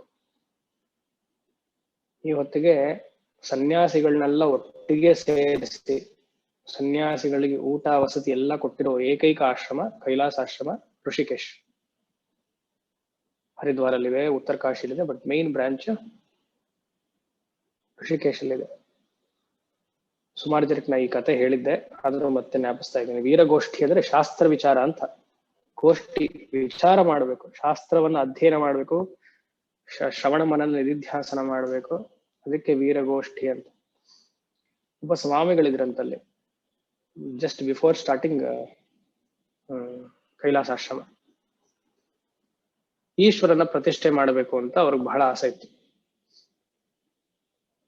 ಒಂದು ಸುಮಾರು ದಿವಸ ಸಂಕಲ್ಪ ಮಾಡ್ಕೊಂಡ್ಮೇಲೆ ಕನ್ಸಲ್ಲಿ ಬಂದು ಅವ್ರಿಗೆ ಈ ಒಂದು ಜಾಗದಲ್ಲಿ ನಾನಿದ್ದೀನಿ, ಅಲ್ಲಿ ಭೂಮಿ ಕೆಳಗಡೆ ಅದನ್ನ ತೆಗೆದ್ರೆ ನಾನು ಸಿಗ್ತೀನಿ ಹಾಗೆ ಅಂತ. ಸರಿ, ತೆಗ್ದಿದ್ದಾರೆ, ಈಶ್ವರ ಸಿಕ್ಕಿದ, ಅದಕ್ಕೆ ಕೈಲಾಸನಾಥ ಅಂತ ಅದಕ್ಕೆ ಹೆಸರಿಟ್ಟಾಯ್ತು. ಅದಕ್ಕೆ ಕೈಲಾಸಾಶ್ರಮ ಅಂತ ಆಯ್ತು. ಸರಿ, ಆಶ್ರಮ ಏನೋ ಆಗಿಲ್ಲ, ಬರೀ ಲಿಂಗವನ್ನು ಪ್ರತಿಷ್ಠೆ ಮಾಡಿದ್ದಾರೆ. ಸ್ವಾಮಿಗಳು ಬೇರೆ, ಅವ್ರಿಗೆ ಭಿಕ್ಷೆ, ಬಟ್ ಶಿವನ್ಗೆ ಹೇಗೆ ಕೊಡೋದು? ಸರಿ, ಒಂದು ಆಶ್ರಮ ಕಟ್ಸೋದು ಅಂತ ಆಯ್ತು. ಆಶ್ರಮ ಹೇಗೋ ಮಾಡಿ ನಿಧಾನ ಕಟ್ಸಿದ್ರು. ಅಡಿಗೆಯವ್ರ ಪ್ರಾಬ್ಲಮ್, ನಮ್ಗೆ ಹೇಗಾಯ್ತು ಅವ್ರಿಗೂ ಅದೇ ಪ್ರಾಬ್ಲಮ್ ಬಂತು. ಅಡಿಗೆಯವ್ರ ಪ್ರಾಬ್ಲಮ್, ಯಾರು ನೈವೇದ್ಯ ಮಾಡಕ್ಕಿಲ್ಲ, ಕರೆಕ್ಟಾಗಿ ನೈವೇದ್ಯ ಆಗ್ತಿಲ್ಲ. ಪ್ರಶ್ನೆ ಹಾಕ್ಸಿದ್ರು, ಆರೂಢ ಪ್ರಶ್ನೆನೋ ಯಾವ್ದೋ ಒಂದು ಹಾಕ್ಸಿದ್ರು ಅನ್ಕೊಳ್ಳಿ, ಅಷ್ಟಮಂಗಳ ಪ್ರಶ್ನೆನೋ. ಅಲ್ಲಿ ಈಶ್ವರ ಪ್ರತ್ಯಕ್ಷನಾಗಿ ಬಂದ. ಅವತ್ತು ಪ್ರಶ್ನೆ ಎಲ್ಲ ಫಸ್ಟ್ ಡೇ ಏನು ಪ್ರಶ್ನೆ ಬರಲಿಲ್ಲ. ಎರಡನೇ ದಿವಸ ಅವತ್ತು ನೈಟ್ ಆ ಸ್ವಾಮಿಗಳ ಕನ್ಸಲ್ ಬಂತು, ನನಗೆ ನೈವೇದ್ಯ 3 ಬೇಕು, 3 ಕಾಲು ಹೊತ್ತು ನೈವೇದ್ಯ ಮಾಡ್ಬೇಕು ನನಗೆ. ಏನು ಅಂದ್ರೆ ಶಂಕರ ಭಾಷ್ಯ ಪಾರಾಯಣವನ್ನು ಮಾಡ್ಬೇಕು, ಅದೇ ನೈವೇದ್ಯ. ನೀನ್ ಸ್ವಾಮಿಯಾಗಿ ಋಷಿಕೇಶಲ್ಲಿ ನನ್ನ ಸ್ಥಾಪನೆ ಮಾಡಿದ್ಯಾ, ನಾನೇ ನಿನ್ನ ಕನ್ಸಲ್ ಬಂದು ಪ್ರತಿಷ್ಠೆ ಮಾಡು ಅಂತ ಹೇಳಿದ್ದೀನಿ, ವಿಶೇಷವಾಗಿ ನೀನೇನ್ ನೈವೇದ್ಯ ಮಾಡೋದು ನನಗೆ? ಬೆಳಗ್ಗೆ ಇವತ್ತಿಗೂ ಕೈಲಾಸಾಶ್ರಮಕ್ಕೆ ನೀವು ಋಷಿಕೇಶ್ ಹೋದ್ರೆ ಬೆಳಗ್ಗೆ ಬ್ರಹ್ಮಸೂತ್ರ ಭಾಷ್ಯ ಪಾರಾಯಣ ನಡೆಯುತ್ತೆ, ಮಧ್ಯಾಹ್ನ ಉಪನಿಷತ್ ಭಾಷ್ಯ ಪಾರಾಯಣ, ಸಂಜೆ ಭಗವದ್ಗೀತಾ ಭಾಷ್ಯ ಪಾರಾಯಣ. ಇವತ್ತಿಗೂ 2 ತೆಂಗಿನಕಾಯಿ 1 ಬಾಳೆಹಣ್ಣು ಇಡ್ತಾರೆ ಅಷ್ಟೇ ನೈವೇದ್ಯ. ಜ್ಞಾನಿಗೆ ಇದೇ ಸಾಧನೆ. ಯಾವಾಗ್ಲೂ ವೇದಾಂತ ಶ್ರವಣ ಮನ ನಿಧಿಧ್ಯಾಸನ ಮಾಡ್ತಿರೋರ್ಗೆ ಈಶ್ವರನ ಜಸ್ಟ್ ಮುಟ್ಟಿ ಒಂದು ಪ್ರಾಣಾಯ ಸ್ವಾಹ ಅಂತ ಹೇಳಿದ್ರೆ ಅದೇ ನೈವೇದ್ಯ, ಪಾರಾಯಣವೇ ನೈವೇದ್ಯ. ವೀರಗೋಷ್ಠಿ ಪ್ರಿಯ ವೀರ ಎಲ್ಲ ವೇದಾಂತದ ಮಾತೆ. ನೈಷ್ಕರ್ಮ್ಯ ಅಂದ್ರೆ ಒಂದು ವೇದಾಂತ ಮಾತು. ಸುರೇಶ್ವರಾಚಾರ್ಯರು ಒಂದು ಗ್ರಂಥವನ್ನ ಬರೆದಿದ್ದಾರೆ, ನೈಷ್ಕರ್ಮ್ಯ ಸಿದ್ಧಿ ಅಂತ. ಅದಕ್ಕೆ ಸಚ್ಚಿದಾನೇಂದ್ರ ಸರಸ್ವತಿಗಳು, ಹೊಳೆನರಸೀಪುರ ಸ್ವಾಮಿಗಳು ಕ್ಲೇಶಾಪಹಾರಿ ಅನ್ನೋದಕ್ಕೊಂದು ಭಾಷ್ಯವನ್ನು ಬರೆದಿದ್ದಾರೆ ಇದಕ್ಕೆ. ನೈಷ್ಕರ್ಮ್ಯ ಉತ್ತಮವಾದ ಸ್ಥಿತಿ, ಅಹಂ ಬ್ರಹ್ಮಾಸ್ಮಿ ಸ್ಥಿತಿ, ಅಲ್ಲಿ ಯಾವುದು ಕರ್ಮವಿಲ್ಲ, ಅದಕ್ಕೆ ನೈಷ್ಕರ್ಮ್ಯ ಅಂತ ಹೆಸರು. ಇದಕ್ಕೆ ಪದ್ಮಪಾದಾಚಾರ್ಯರು, ತೋಟಕ, ಹಸ್ತಾಮಲಕರೆಲ್ಲ ವಿರೋಧ ಮಾಡಿದ್ರು ಶಂಕರರಿಗೆ. ಯಾಕಂದ್ರೆ ಪ್ರಥಮವಾಗಿ ಶಂಕರ ಬ್ರಹ್ಮಸೂತ್ರವನ್ನ ಭಾಷ್ಯವನ್ನ ಬರೆದಾಗ ಶಂಕರರು ಸುರೇಶ್ವರಾಚಾರ್ಯರಿಗೆ ಹೇಳಿದ್ರು, ನಾನ್ ಬರೆದಿರೋ ಬ್ರಹ್ಮಸೂತ್ರ ಭಾಷ್ಯಕ್ಕೆ ನೀನು ವಾರ್ತಿಕ ಬರಿಬೇಕು ಅಂತ. ಇವ್ರು ಒಪ್ಪಿದ್ರು. ಅದಕ್ಕೆ ಸಡನ್ ಆಗಿ ಈ ಪದ್ಮಪಾದಾಚಾರ್ಯರೆಲ್ಲ ಬಂದು ಇಲ್ಲ ಸ್ಟಾಪ್ ಮಾಡಿದ್ರು. ಸುರೇಶ್ವರಾಚಾರ್ಯರು ಮಂಡನ ಮಿಶ್ರ ತಾನೆ ಪೂರ್ವಾಶ್ರಮದಲ್ಲಿ, ಅವರು ಗೃಹಸ್ಥರು, ನೀವು ಅವ್ರಿಗೆ ಭಾಷ್ಯವನ್ನ ಬರೀರಿ, ವಾರ್ತಿಕ ಬರೀರಿ ಅಂತ ಹೇಳ್ತೀರಾ, ಅವರು ಕರ್ಮ ಪ್ರಧಾನವಾಗಿ ಬಂದ್ಬಿಡ್ತಾರೆ. ಯಾಕಂದ್ರೆ ಕರ್ಮಕಾಂಡಿಗಳು ಅದೇ ವಾಸನೆ ಇನ್ನ ಇರುತ್ತೆ, ಅವ್ರು ಸನ್ಯಾಸ ತಗೊಂಡಿದ್ರು ನೀವು ಅವ್ರಿಗೆ ಬರೆಯಕ್ ಬೇಡ ಅಂತ, ಬಿಡಬೇಡಿ ಅಂತ ಎಲ್ಲರ ಪದ್ಮಪಾದರದೆಲ್ಲ ಇದು ಅಪೋಸಿಷನ್. ಅದಕ್ಕೆ ಶಂಕರರು ಯಾತಕ್ಕೆ ಶಿಷ್ಯಂದ್ರಲ್ಲೇ ಗಲಾಟೆ ಅಂತ ಹೇಳಿ ಶ್ರೀ ಪದ್ಮಪಾದರಿಗೆ ಹೇಳಿದ್ರು, ಪಂಚಪದ್ದಿಕಾ ಅಂತ ನೀನು ಬರಿಯಪ್ಪ, ಚತುಸ್ಸೂತ್ರಿ ಫಸ್ಟ್ 4 ಸೂತ್ರಕ್ಕೆ ನೀನು ಬರಿ, ಆಮೇಲೆ ತೈತ್ರಿಯ ಭಾಷೆ ಆಗಿರೋ ಸ್ವಶಾಖೆ ನಂದು ತೈತ್ರಿಯ ವಾರ್ತಿಕ ನೀ ಬರಿ, ಮತ್ತೆ ಸಪರೇಟ್ ಗ್ರಂಥ ಆಗಿರೋ ನೈಷ್ಕರ್ಮ್ಯ ಸಿದ್ಧಿಯನ್ನು ನೀನ್ ಬರೆದಾಗ ಮತ್ತೆ ಇವರೆಲ್ಲ ಶಿಷ್ಯಂದ್ರಿಗೆಲ್ಲ ತೋರ್ಸು ಅಂತ. ಸೊ ಅದೆಲ್ಲ ಬರೆದ್ಮೇಲೆ ಶಿಷ್ಯಂದ್ರ ಒಪ್ಪಿದ್ರು, ಓ ಇವರು ಜ್ಞಾನಪರವಾಗಿ ಬರೆದಿದ್ದಾರೆ. ಸೊ ಅದು ನೈಷ್ಕರ್ಮ್ಯ ಅನ್ನೋದಕ್ಕೆ ನಂಗೆ ಜ್ಞಾಪಕ ಬಂತು. ನೈಷ್ಕರ್ಮ್ಯ ಸಿದ್ಧಿ ಅನ್ನೋದು ಅದೊಂದು ಗ್ರಂಥ. ವೇದಾಂತದ ಕರ್ಮವನ್ನು ಅಷ್ಟು ತುಚ್ಛವಾಗಿ ಸುರೇಶ್ವರಾಚಾರ್ಯರಲ್ಲಿ 12,000 ಶ್ಲೋಕಗಳಿದೆ. ಈ ಜನ್ಮದಲ್ಲಂತೂ ಮುಗಿಸಕ್ ಸಾಧ್ಯವಿಲ್ಲ, ಜಸ್ಟ್ ಇನ್ಫಾರ್ಮೇಶನ್. ನೈಷ್ಕರ್ಮ್ಯ ವೇದಾಂತದ ಮಾತು. ಕೃಷ್ಣನು ಇದೇ ಮಾತು ಹೇಳ್ತಾನೆ, ತಸ್ಯ ಕರ್ತಾರಪಮಿಮಾಂ ವಿದ್ಧಿ ಕರ್ತಾರಮವ್ಯಯಂ. ವೇದಾಂತ ಅನ್ನೋದು ಏನಂದ್ರೆ not escape from the world. ಕರ್ಮವನ್ನೆಲ್ಲ ಮಾಡ್ಬೇಕು, ಮಾಡಿದ್ಮೇಲೆ ಕರ್ಮದ ಲಿಮಿಟೇಷನ್ ಗೊತ್ತಿರ್ಬೇಕು.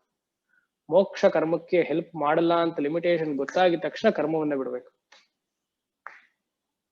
ಅದಲ್ಲೇ ಇರೋದು ಮೂರ್ಖತನ. 60-70 ವರ್ಷ ಆದ್ಮೇಲೂ ಕರ್ಮದಲ್ಲೇ ಇರೋದು ಮೂರ್ಖತನ. ಕರ್ಮದಿಂದ ಮೋಕ್ಷ ಸಾಧ್ಯವಿಲ್ಲ ಅಂತ ಗೊತ್ತಿದ್ರೂನು ಕರ್ಮದಲ್ಲೇ ಇರೋದು ಮೂರ್ಖತನ.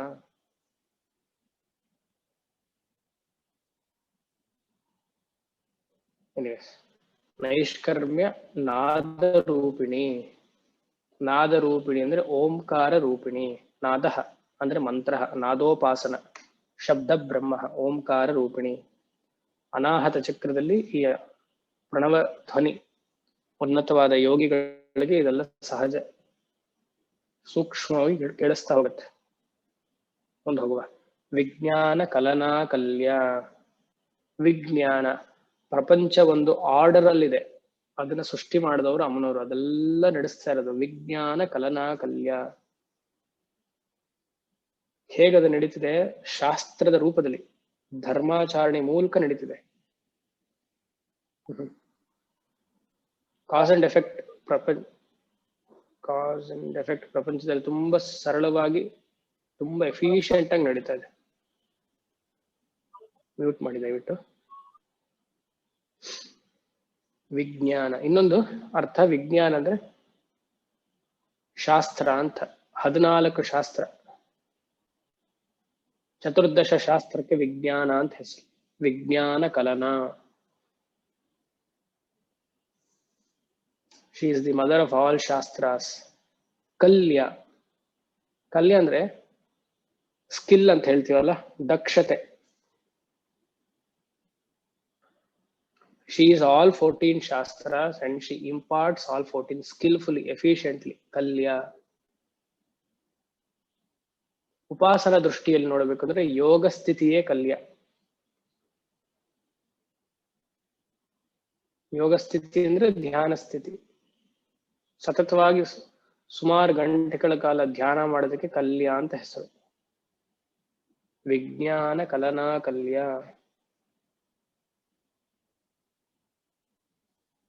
ಮುಂದೆ ವಿದಗ್ಧ, ಇದೆಲ್ಲ ಒಂದೇ ನಾಮ, ಅಂದ್ರೆ ಅರ್ಥ ಸೇಮ್ ಆಗಿದೆ. ವಿದಗ್ಧ ಅಂದ್ರೆ ತುಂಬಾ ಶಾರ್ಪ್, ತೀಕ್ಷ್ಣ ಬುದ್ಧಿ, ಕ್ಲೆವರ್, ಇಂಟೆಲಿಜೆನ್ಸ್ ಅಂತ ಕರಿತೀವಲ್ಲ. ಯಾಕಂದ್ರೆ ವಿಧವಾದ ಶಾಸ್ತ್ರಗಳು, ಪ್ರಪಂಚವನ್ನು ಎಷ್ಟು ಜನ ಇರ್ತಾರೆ, 84 ಲಕ್ಷ ಯೋನಿಗಳು, ಅವ್ರನ್ನೆಲ್ಲ ಕರ್ಮಗ ಅನುಗುಣವಾಗಿ ಫಲವನ್ನು ಕೊಡ್ಬೇಕಲ್ಲ. ಎಷ್ಟು ಸ್ಕಿಲ್ ಇರ್ಬೇಕು ಯೋಚನೆ ಮಾಡಿ. ಒಬ್ಬೊಬ್ಬರಿಗೂ ಅದೇ ಫಲ. ನನಗೆ ಬಂದಿರುವ ಕರ್ಮ ಫಲವನ್ನ ನಿಮಗೆ ಅಪ್ಪಿ ಕೊಟ್ಬಿಟ್ರೆ, ಅಥವಾ ನಿಮ್ ಕರ್ಮ ಫಲವನ್ನ ನಾ ತಗೊಂಡ್ರೆ ಒಬ್ರಿಗೂ ಮಿಕ್ಸ್ ಆಗಲ್ಲ. ಸಾಧಾರಣವಾಗಿ ಸೀನಿದ್ರೆ ಕೊರೋನಾ ಬರುತ್ತೆ ಅಂತ ನಮ್ಗೆ, ಆತರ ಕರ್ಮವೇ ಚೇಂಜ್ ಆಗ್ಬಿಟ್ಟಿದ್ರೆ ಯೋಚನೆ ಮಾಡಿ. ಯಾಗ ಮಾಡಿರೋ ಪುಣ್ಯ ನನಗ್ ಬರ್ಬೇಕು, ನೀವೇನೋ ಕದ್ದಿರ್ತೀರಾ, ಅದಕ್ ಪುಣ್ಯ ನಿಮಗ್, ಪಾಪ ನಿಮಗ್ ಬರ್ಬೇಕು. ಆ ಪಾಪ ನನಗ್ ಬಂದು ನನ್ನ ಪುಣ್ಯ ನಿಮಗ್ ಬಂದ್ರೆ ಯೋಚನೆ ಮಾಡಿ. ಈ ತರ ಎಲ್ಲ ಆಗಲ್ಲ ಅಂತ ಅನ್ಕೊಳ್ತೀವಿ, ಆಗಲ್ಲ. ಯಾಕಂದ್ರೆ ಅಷ್ಟು order is so fine, everything is systematic. ವಿದಗ್ಧ, very clever. She knows when to give, where to give, how much to give, what to give, why to give. Vidagdha. ಬೈಂಧವಾಸನ. ಬೈಂಧವಾಸನ ಅಂದ್ರೆ, ಬೈಂಧವ ಅಂದ್ರೆ ಬಿಂದು ಅಂತ ಅರ್ಥ.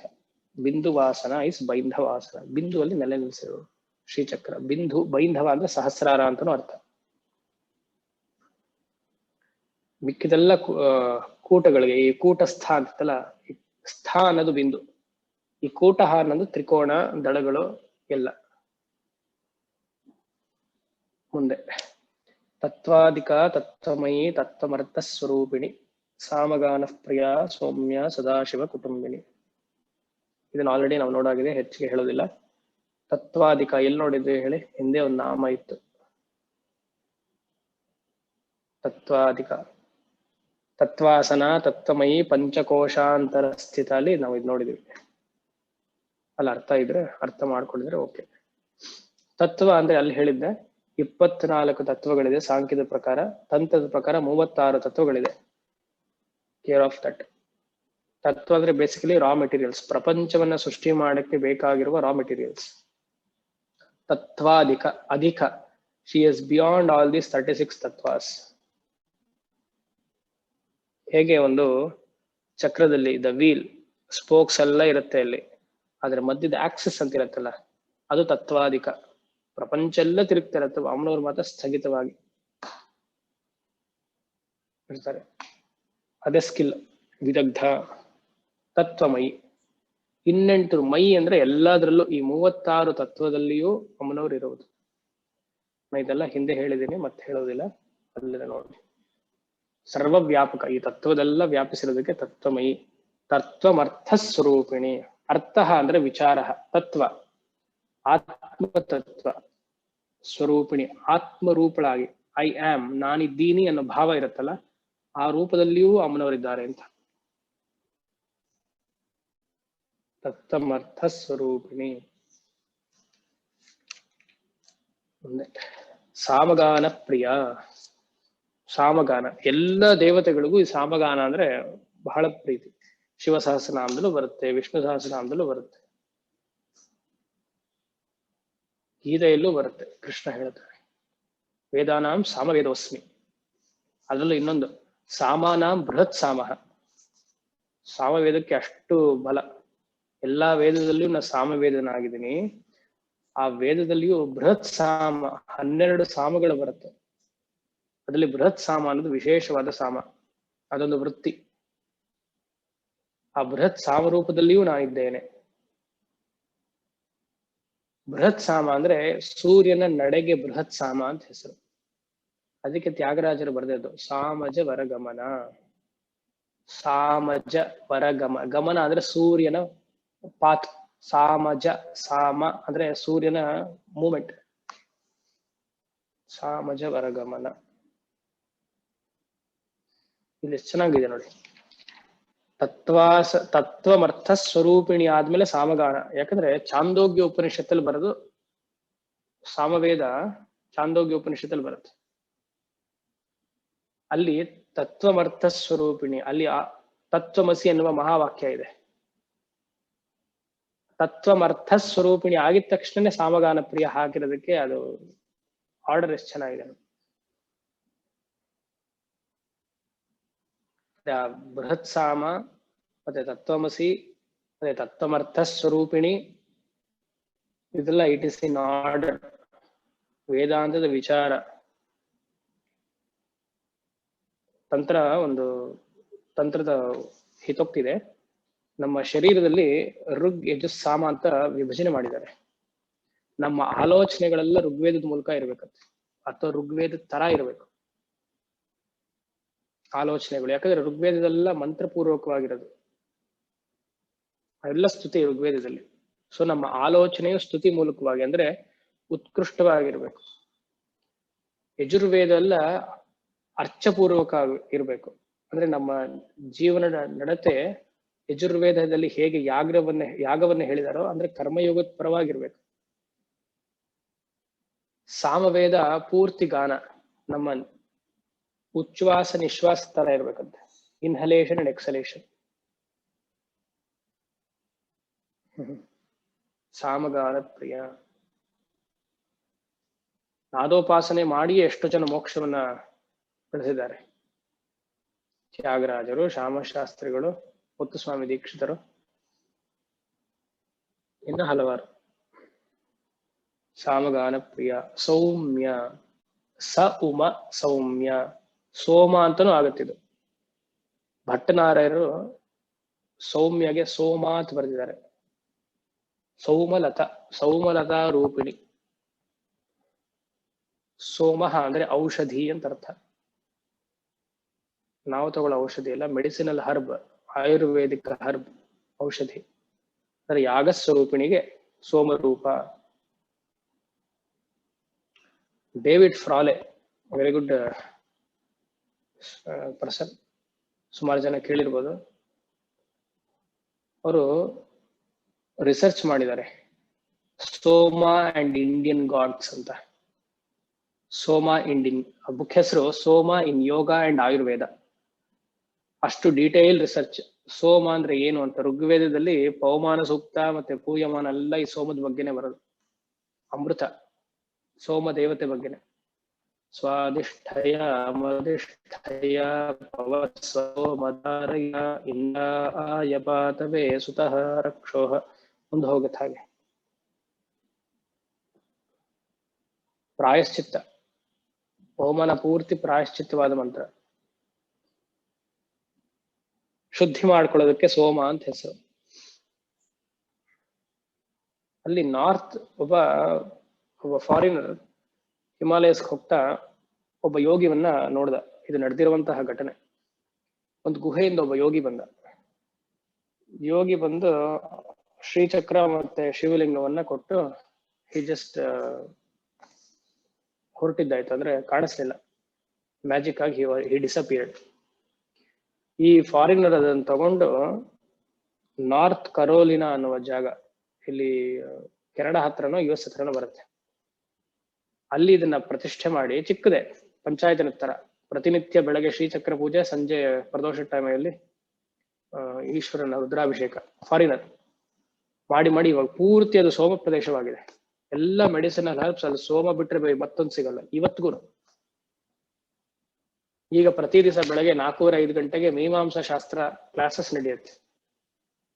ಸಾಂಸ್ಕ್ರಿಟ್ ಕ್ಲಾಸು, ಮೀಮಾಂಸಾ ಶಾಸ್ತ್ರ. ನಾವಲ್ಲ ಹೇಳಿದ್ರೆ ಯಾರೊಬ್ಬ ನಾರ್ತ್ ಕೆರೋನಿನಲ್ಲಿ ಹೋಗಿ ಅದನ್ನ ಪೂರ್ತಿ ಚೇಂಜ್ ಮಾಡ್ಬಿಟ್ಟ. ನಮಗ್ ಟೈಮೇ ಇಲ್ಲ. ಸೌಮ್ಯ, ಸೋಮರಥ. ಸ ಉಮ ಇಸ್ ಸೌಮ್ಯ. ಸೌಮ್ಯ ಅಂತ ಸೋಮಲತಾ ಅಂತ ಬರ್ಕೊಳ್ಳಿ ಅಷ್ಟೇ. ಔಷಧಿ ರೂಪದಲ್ಲಿ ನಮ್ಮನವರಿದ್ದಾರೆ ಅಂತ. ಸದಾಶಿವ ಕುಟುಂಬಿನಿ ಅಂದ್ರೆ ಗೃಹಿಣಿ, ಈಶ್ವರನ ಗೃಹಿಣಿ, ಸದಾಶಿವ ಕುಟುಂಬಿನಿ. ಮುಂದೆ ಸವ್ಯಾಪ ಸವ್ಯ ಮಾರ್ಗಸ್ಥ ಸರ್ವಾಪದ್ಮಿನಿ ವಾರಿಣಿ ಸ್ವಸ್ಥ ಸ್ವಭಾವ ಮಧುರ ಧೀರಾಧೀರ ಸಮರ್ಚಿತ. ಇದು ತುಂಬಾ ವಿಶೇಷವಾದ ನಾಮ. ಸವ್ಯ ಅಪಸವ್ಯ 3 ಅರ್ಥ ಇದೆ ಇದಕ್ಕೆ. ಸವ್ಯ ಅಂದ್ರೆ ಇಡನಾಡಿ, ಅಪಸವ್ಯ ಅಂದ್ರೆ ಪಿಂಗಳ ನಾಡಿ.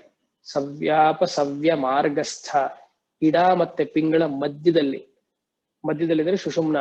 ಇಡಾ ಪಿಂಗಳ ಮಧ್ಯದಲ್ಲಿ ಮಾರ್ಗಸ್ಥ. ಯಾವ ಯೋಗಿಯೋ ಅಥವಾ ಯಾವ ಸಾಧಕನೋ ಇಡಾ ಹಾಗೂ ಪಿಂಗಳ ಮಾರ್ಗವನ್ನ ಬಿಟ್ಟು ಮಧ್ಯ ಮಾರ್ಗದಲ್ಲಿ ಸುಷುಮ್ನ ಮಾರ್ಗವನ್ನ ಅನುಸರಿಸಿ ಹೋಗ್ತಾನೋ ಸರ್ವಾಪದ್ಮ ನಿವಾರಣೆ, ಅವನಿಗೆ ಸರ್ವ ಆಪತ್ತು ಹೋಗುತ್ತೆ. ಎಲ್ಲ ಆಪತ್ತು ಹೋಗಿ ಅವನರು ಎಲ್ಲವನ್ನು ಅವನು ಕೊಡ್ತಾರೆ. ಅಂದ್ರೆ ಮೋಕ್ಷವನ್ನ ಕೊಡ್ತಾರೆ ಅಂತ ಅರ್ಥ. ಯಾಕಂದ್ರೆ ಸುಷುಮ್ನ ನಾಡಿ ಮೋಕ್ಷ ಮಾತ್ರ ಕೊಡಕ್ ಸಾಧ್ಯ. ಇಡಾ ಪಿಂಗಳ ಧರ್ಮಾರ್ಥ ಕಾಮವನ್ನು ಕೊಡ್ಬೋದು. ನಮ್ದೆಲ್ಲ ಇನ್ಹಲೇಷನ್ ಎಕ್ಸಲೇಷನ್ ಓನ್ಲಿ ಇನ್ ಇಡ ಅವ್ರ ಪಿಂಗಳ. ಅದು ಸರಿಯಾಗೂ ಇಲ್ಲ, ಅದರಲ್ಲೂ ತಕರಾರೆ. ಅದು ಸರಿಯಾಗಿ ಹೋಗತ್ತಾ ಇಡ ಮತ್ತೆ ಪಿಂಗಳ ಅಂತ ಇಲ್ಲ, ಬರೀ ಇಡಾನೆ. ಬೆಳಗ್ಗೆ ಎಲ್ಲ ಇಡ, ಸಂಜೆ ಎಲ್ಲ ಪಿಂಗಳ. ಮಧ್ಯದ ಮಾರ್ಗಕ್ಕೆ ಹೋಗೋದು ಹೇಗೆ ಅಂತಾನೂ ಗೊತ್ತಿಲ್ಲ. ಅದೇನೋ ನೀವು ಹೇಳ್ತೀರಾ ಮಧ್ಯದಲ್ಲಿ ಹೋಗ್ಬೇಕು ಅಂತ, ಅಲ್ಲಿ ಇದೆಯಾ ಫಸ್ಟ್ ಅದೇ ಗೊತ್ತಿಲ್ಲ. ಸುಷುಮ್ನ ನಾಡಿಲಿ ಪ್ರಾಣ ಹೋಗೋದೆ ಮೋಕ್ಷಕ್ಕೆ. ಇವತ್ತು ಹೋಯ್ತು ಮೋಕ್ಷ ಗ್ಯಾರಂಟಿ. ಆದ್ರೆ ಇವತ್ತು ಹೋಯ್ತು ಅಂದ್ರೆ ನಾವು ಹೋಗೋದಿಲ್ಲ. ಅಂದ್ರೆ ಹೋಗೋದು ಅಂದ್ರೆ ಇದೇನು ಸತ್ರು ಅಂತ ಅರ್ಥ ಅಲ್ಲ. ಸುಷುಮ್ನ ನಾಡಿಲಿ ಪ್ರಾಣ ಹೋಯ್ತು, ಅದ್ರದ ಸೂಕ್ಷ್ಮತೆ ನಿಮ್ಗೆ ಗೊತ್ತಾಯ್ತು ಅಂದ್ರೇನೆ ಯು ಆರ್ ಸೋ ಬ್ಲೆಸ್ಡ್ ಅಂತ. ಸವ್ಯಾಪ ಸವ್ಯ ಮಾರ್ಗಸ್ಥ. ಇನ್ನೊಂದು ಸವ್ಯ ಅಂದ್ರೆ ದಕ್ಷಿಣಾಚಾರ, ಅಪಸವ್ಯ ಅಂದ್ರೆ ವಾಮಾಚಾರ. ಮಾರ್ಗಸ್ಥ ಅಂದ್ರೆ ಆ ಮಧ್ಯದಲ್ಲಿ ಎಡನ್ನು ಪಾಲನೆ ಮಾಡ್ತಾ ಅಥವಾ ದಕ್ಷಿಣವನ್ನೇ ಪಾಲನೆ ಮಾಡ್ತಾ. ದಕ್ಷಿಣ ಮಾರ್ಗ ಅಂದ್ರೆ ಸಾತ್ವಿಕವಾದ ಮಾರ್ಗ. ಸವ್ಯಾಪ ಸವ್ಯ ಮಾರ್ಗಸ್ಥ ಸರ್ವಾಪದ್ಮಿನಿ ವಾರಣಿ. ಇನ್ನೊಂದು ಅರ್ಥ ಇದೆ, ಎರಡನೇದು. 3ನೇ ಅರ್ಥ ಸವ್ಯ ಅಂದ್ರೆ ಬಲಗೈ, ಅಪಸವ್ಯ ಅಂದ್ರೆ ಎಡಗೈ. ಪೂಜೆ ಮಾಡ್ಬೇಕಂದ್ರೆ ಆದಷ್ಟು ಬಲಗೈಯನ್ನೇ ಉಪಯೋಗಿಸ್ಬೇಕು. ಎಡಗೈ ಆದಷ್ಟು ಕಮ್ಮಿ ಮಾಡ್ಬೇಕು. ಆದ್ರೆ ತೀವ್ರ ಕಮ್ಮಿನೇ ಮಾಡ್ಬಿಡ್ಬೇಕು, as if we are handicapped. ಎಲ್ಲ ಬಲಗಡೆಗೆ ಇಟ್ಕೊಳ್ಬೇಕು ಪೂಜೆ ಮಾಡ್ಬೇಕು ಅಂದ್ರೆ. ಎಡಗೈ ಆದಷ್ಟು ಕಮ್ಮಿ ಇರ್ಬೇಕು. ಅದಕ್ಕೆ ನೀವು ಮಠಗಳೆಲ್ಲ ನೋಡಿ ಯಾರನ್ನಾರು ಒಬ್ಬನ ಇಟ್ಕೊಂಡೇ ಇರ್ತಾರೆ. ಕಂಚಿ ಮಠದಲ್ಲಿ ಇದು ಬಹಳ ನೋಡ್ತಾರೆ. ಕಂಚಿ ಮಠದ ಗುರುಗಳೆಲ್ಲ ಯಾವ್ದೇ ಕಾರಣಕ್ಕೂ ಎಡಗೈ ಮೇಲೂ ಎತ್ತಲ್ಲ ಅವರು. ನೀವು ಅವ್ರ ಪೂಜೆ ಎಲ್ಲ ನೋಡಿದ್ರೆ. ಅಪಸವ್ಯ ಎಡಗೈ ಮುಟ್ಸಿದ್ರು ಪೀಠದ ಮೇಲೆ ಅಂದ್ರೆ ಅವತ್ತಿನ ಪೂಜೆ ಸರಿಯಾಗಿ ಆಗ್ಲಿಲ್ಲ ಅಂತಾನೆ ಅರ್ಥ. ನೈವೇದ್ಯ ತರದು ಎಡಗೈ ಕೊಡೋದು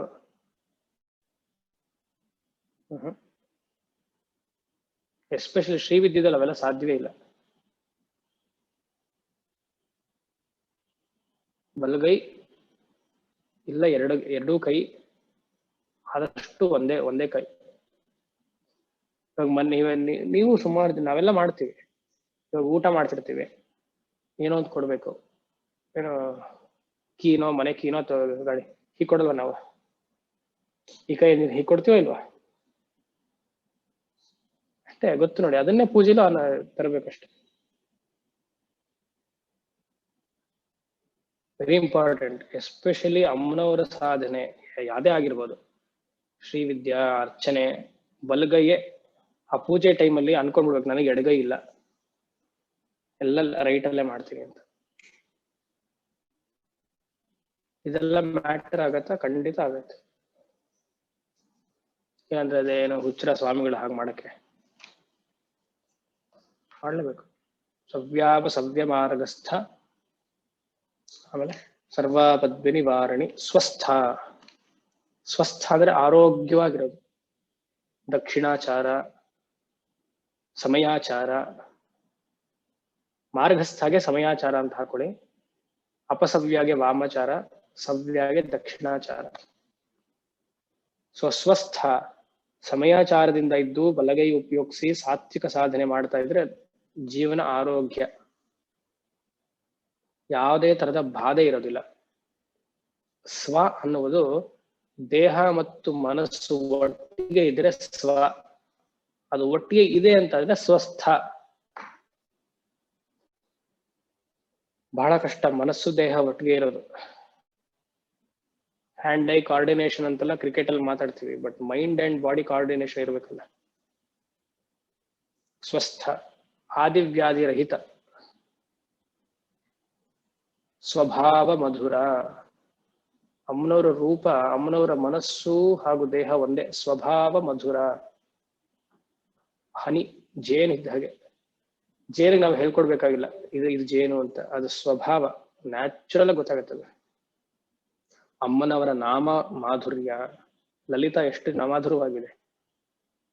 ರೂಪ, ಮಂತ್ರ, ವೈಭವ ಎಲ್ಲ ಸ್ವಭಾವ ಮಧುರ. ಇನ್ನೊಂದು ಚೆನ್ನಾಗಿದೆ, ಸ್ವಭಾ ಡ್ಯಾಶ್ ವಮ ಧುರ, ಸ್ವಭಾವಮ ಧುರ. ಇದನ್ನ ಮೂರಾಗಿ ಬಿಡಿಸ್ತಾರೆ. ಸ್ವಭಾ ಅಂದ್ರೆ ಅಮ್ಮನವರ ಪ್ರಕಾಶ, ತೇಜಸ್, ದ ಬ್ರೈಟ್, ದ ಬ್ರಿಲಿಯನ್ಸ್. ಆ ಶಕ್ತಿಯಿಂದ ಪ್ರಪಂಚವನ್ನ ಸೃಷ್ಟಿ ಮಾಡಿದಕ್ಕೆ ವಮ, ಮ್ಯಾನಿಫೆಸ್ಟೇಷನ್. ಸ್ವಭಾ ವಮ ಧುರ, ಧುರ ಅಂದ್ರೆ ಧರಿಸುವುದು. ಪ್ರಪಂಚವನ್ನ ಅಮ್ಮನವರ ಶಕ್ತಿಯಿಂದಲೇ ಧರಿಸುವುದಕ್ಕೆ ಸ್ವಭಾವ ಮಧುರ.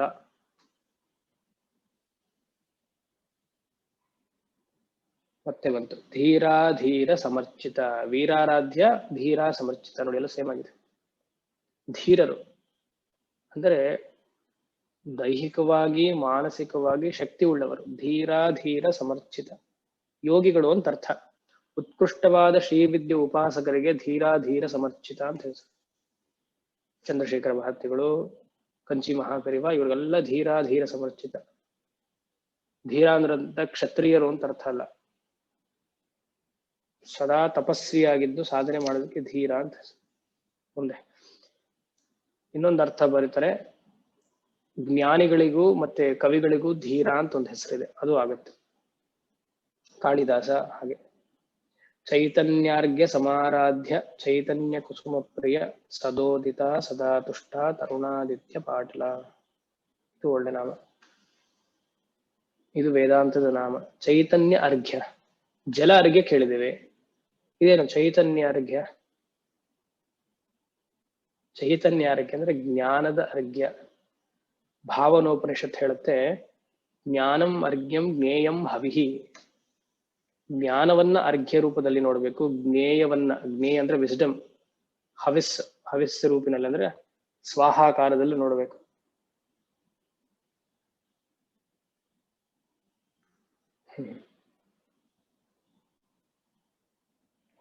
ಒಂದು ಹೂವಿದೆ ಅನ್ಕೊಳ್ಳಿ, ಒಂದು ಹೂವಿದೆ, ಜಡವಸ್ತು.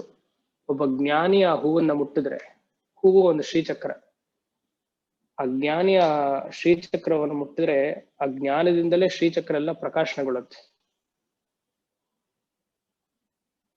ಆಯ್ತಾ? ಯಾಕಂದ್ರೆ ಎಲ್ಲ ಜಡವಸ್ತು ತಾನೆ. ಕಲ್ಲು ವಿಗ್ರಹಗಳೆಲ್ಲ ಜಡವಸ್ತು, ನಾವು ಅದನ್ನ ಮಂತ್ರವನ್ನ ಹಾಕ್ತಿವಿ. ಹಾಗೆ ಈ ಜ್ಞಾನದ ಅರ್ಘ್ಯ ಇರಬೇಕು. ಯಾತಕ್ಕೆ ನಾವು ಗುರುಗಳನ್ನೆಲ್ಲ ಕರೆಸಿ ಕುಂಭಾಭಿಷೇಕ ಮಾಡಿಸೋದು? ವಾಸ್ತವವಾಗಿ ಅವ್ರಿಗೆಲ್ಲ ಅಧಿಕಾರವೇ ಇಲ್ಲ ಕುಂಭಾಭಿಷೇಕ ಮಾಡಬೇಕು ಅಂತ. ಯಾಕಂದ್ರೆ ಎಲ್ಲ ಕರ್ಮ ಪ್ರಧಾನ. ಕರ್ಮವನ್ನು ದಾಟಿ ಅವ್ರ ಜ್ಞಾನದ ಕಡೆ, ಸನ್ಯಾಸದ ಕಡೆ ಹೋಗಿದ್ದಾರೆ. ಆದ್ರೂ ಅವ್ರನ್ನ ಕರೆಸ್ತೀವಿ ಯಾಕೆ? ಜ್ಞಾನಿಗಳು, ಸ್ವಾಮಿಗಳು ಅವರ ಅಲ್ಲ ಸ್ಥಳಕ್ಕೆ ಬಂದು ಅವರ ಪಾದ ಸ್ಪರ್ಶ ಆಗಿ ವಿಗ್ರಹವನ್ನು ಒಂದ್ಸತಿ ಮುಟ್ಟಿದ್ರೆ ಆಯ್ತು, ಎಲ್ಲ ಚೈತನ್ಯ ಸ್ವರೂಪ. ಚೈತನ್ಯಾರ್ಘ್ಯ ಅಂದ್ರೆ ಮನಸ್ಸು ಸಮರ್ಪಣೆ ಮಾಡಬೇಕು. ಅರ್ಘ್ಯ ಅಂದ್ರೆ ಏನು? ಸಮರ್ಪಣೆ. ಜಲ ಯಾಕೆ ಕೊಡ್ತೀವಿ ಸೂರ್ಯನಿಗೆ? ಸಮರ್ಪಣೆ ಭಾವ. ಶಿವಾನಂದ ಲಹರಿಯಲ್ಲಿ ಶಂಕರರು ತುಂಬಾ ಚೆನ್ನಾಗಿ ಹೇಳ್ತಾರೆ ಇದನ್ನ. ಶಿವಾನಂದ ಲಹರಿಯ 9 ನೋಡಿ. ಗಭೀರೆ ಕಾಸಾರೆ ವಿಶತಿ ವಿಜನೆ ಘೋರ ವಿಪಿನೆ ವಿಶಾಲೆ ಭ್ರಮತಿ ಕುಸುಮಾರ್ಧಂ ಜಡಮತಿ. ನನ್ನ ಮನಸ್ಸನ್ನ ನಿನಗೆ ಸಮರ್ಪಣೆ ಮಾಡಿಲ್ಲ ಶಿವ. ಸಮರ್ಪೇಕಂ ಚೇತ ಸರಸಿಜ ಮುಮಾನಾಥ ಭವತೆ. ನನ್ನ ಮನಸ್ಸು ಒಂದು ಹೂವು, ಅದನ್ನ ನಿನಗೆ ಸಮರ್ಪಣೆ ಮಾಡಿಲ್ಲ. ಪೂಜಾ ಅನ್ನುವ ಹೆಸರಿನಲ್ಲಿ ನಾವೇನ್ ಮಾಡಿದೀವಿ? ಗಭೀರೆ ಕಾಸಾರೆ, ಯಾವುದೋ ಒಂದು ಬೆಟ್ಟದ ಮೇಲೆ ಇರುವಂತಹ ಒಂದು ಒಳಗಡೆ ಗುಹೆಯಲ್ಲಿ ಇರುವ ಒಂದು ಹೂವನ್ನು ತಗೊಂಡು ಬಂದು ನಿನ್ಗೆ ಅರ್ಚನೆ ಮಾಡ್ಬೇಕು ಅಂತ ನಮ್ಗೆ ಆಸೆ ಆಗಿದೆ. ವಿಶತಿ ವಿಜನೆ ಘೋರ ವಿಪಿನೆ, ಯಾವುದೋ ದೂರದಲ್ಲಿರುವ ಒಂದು ಜಲಕ್ಕೆ ಹೋಗಿ ಅಲ್ಲಿ ತಾವರೆ ಹೂ ಸಿಕ್ಕಿದ್ರೆ ಯಾವುದೋ ಒಂದು ಗ್ರಂಥ ಹೇಳುತ್ತೆ ಇದರಿಂದ ಅರ್ಚನೆ ಮಾಡಿದ್ರೆ ಒಳ್ಳೇದಾಗುತ್ತೆ ಅಂತ. ಬಟ್ ಇದ್ದ ಸ್ಥಳದಲ್ಲಿಯೇ ನನ್ನ ಮನಸ್ಸವನ್ನ ನಿನಗೆ ನಾನು ಕೊಡ್ಲಿಲ್ಲ. ಸಮರ್ಪೇಕಂ ಚೇತ ಸರಸಿಜ ಮುಮಾನಾಥ ಭವತೆ ಮೂಢ ಸುಖೇನೈವ ಸ್ಥಾತುಂ ಜನಹಿಹ ನ ಜಾನಾತಿ ಕಿಮಹೋ. ಚೈತನ್ಯಾರ್ಘ್ಯ ಸಮಾರಾಧ್ಯ ಅಂದ್ರೆ ಮನಸ್ಸನ್ನು ಸಮರ್ಪಣೆ ಮಾಡ್ಬೇಕು. Very important. ಹೊರಗಡೆ ಅರ್ಘ್ಯ ಎಲ್ಲ ಇದೆ, ಬೇಕು ಅಂತಿಲ್ಲ, ಬೇಡ ಮಾಡಬಾರ್ದು ಅಂತ ಹೇಳ್ತಿಲ್ಲ. ಮನಸ್ಸು ಸಮರ್ಪಣೆ ಆಗ್ಬೇಕು. ಒಂದು ತಾದಾತ್ಮ್ಯದ ಸ್ಥಿತಿ ಬರಬೇಕು. ಸೋಹಂ ಭಾವೇನ ಪೂಜಯೇತ್ ಸ್ವಾಮಿಂ ಇಲ್ಲಿ ನಾವು ಮಾಡುವ ಷೋಡಶೋಪಚಾರ ಪೂಜೆಲೇ ಬರುತ್ತೆ ಇದು. ಸ್ವಾಮಿಂ ಸರ್ವ ಜಗನ್ನಾಥ ಯಾವತ್ ಪೂಜಾ ವಸಾನಕಂ ತಾವತ್ ತ್ವಂ ಪ್ರೀತಿ ಭಾವೇನ ಬಿಂಬೇಸ್ಮಿನ್ ಸನ್ನಿಧಿಂ ಕುರು. ಅತ್ರ ವಾಹಿತೋ ಭವ, ಅದಲ್ಲ ಸ್ಥಾಪಿತೋ ಭವ. ಸೋಹಂ ಭಾವೇನ ಪೂಜೆಯತಿ ಅಂತ ಮುಂಚೆ ಒಂದು ಲೈನ್ ಇದೆ, ಮರ್ತಾಯ್ತು. ಜ್ಞಾಪಕ ಯಾರಿಗಾರ? ದೇಹೋ ದೇವಾಲಯ ಪ್ರೋಕ್ತೋ ಜೀವೋ ದೇವ ಸನಾತನಃ ತ್ಯಜೇದ ಅಜ್ಞಾನ ನಿರ್ಮಾಲ್ಯಂ ಸೋಹಂ ಭಾವೇನ ಪೂಜೆಯೇತ್. ಪೂಜೆಗೆ ಮುಂಚೆ ಹೇಳೋದು, ದೇಹ ದೇವಾಲಯ ಪ್ರೋಕ್ತಃ ಜೀವ ದೇವ ಸನಾತನಃ ತ್ಯಜೇದ ಅಜ್ಞಾನ ನಿರ್ಮಾಲ್ಯಂ. ನಾನು ಮಾಡ್ತಿರುವ ಪೂಜೆ ಯಾಕೆಂದ್ರೆ ನಾನು ಬೇರೆ ನೀನ್ ಬೇರೆ ಅಂತ, ಅದು ಈಶ್ವರನೋ ವಿಷ್ಣುವೋ ದೇವಿಯೋ. ಪೂಜೆ ಮುಗಿಸಿದ್ಮೇಲೆ ಏನಾಗ್ಬೇಕು? ಸೋಹಂ ಭಾವೇನ ಪೂಜೆಗೆ. ಅದು ದ್ವೈತ ಹೋಗಿ ಪೂಜಾ ಶುಡ್ ಲೀಡ್ ಮೀ ಟು ಅದ್ವೈತ. ಅಂದ್ರೆ ಇವತ್ತು ಪೂಜೆ ಮಾಡಿ ಜ್ಞಾನ ಬಂದ್ಮೇಲೆ ನಾಳೆ ಪೂಜೆ ಮಾಡಬಾರ್ದು ಅಂತ ಅರ್ಥ. ಮಾಡ್ತಾನೆ ಇದೀವಿ. ಸೋಹಂ ಭಾವೇನ ಪೂಜೆಯೇತ್. ನಾ ರುದ್ರೋ ರುದ್ರಮರ್ಚಯೇತ್. ರುದ್ರದಲ್ಲಿ ಪ್ರಥಮವಾದ ವಾಕ್ಯ. ನೀನು ರುದ್ರನಾಗಿಲ್ಲ ಅಂದ್ರೆ ರುದ್ರವನ್ನು ಹೇಳೋದಕ್ಕೆ ನಿನಗೆ ಯೋಗ್ಯತೆ ಇಲ್ಲ. ನಾ ರುದ್ರೋ ರುದ್ರಮರ್ಚಯೇತ್. ಫಸ್ಟ್ ರುದ್ರನಾಗಬೇಕು, ಅದೇನು ಅದ್ವೈತ ಸ್ಥಿತಿ, ಆಮೇಲೆ ನೀ ರುದ್ರವನ್ನು ಹೇಳುವಂತ. ಚೈತನ್ಯಾರ್ಘ್ಯ ಸಮಾರಾಧ್ಯ ಅಂದ್ರೆ ಇದೆ. ಸುಭಾಷಿತ ತುಂಬಾ ಚೆನ್ನಾಗಿ ಹೇಳುತ್ತೆ. 8 ವಿಧವಾದ ಹೂಗಳನ್ನು ಹೇಳುತ್ತೆ ಚೈತನ್ಯ ಕುಸುಮ ಅಂದ್ರೆ.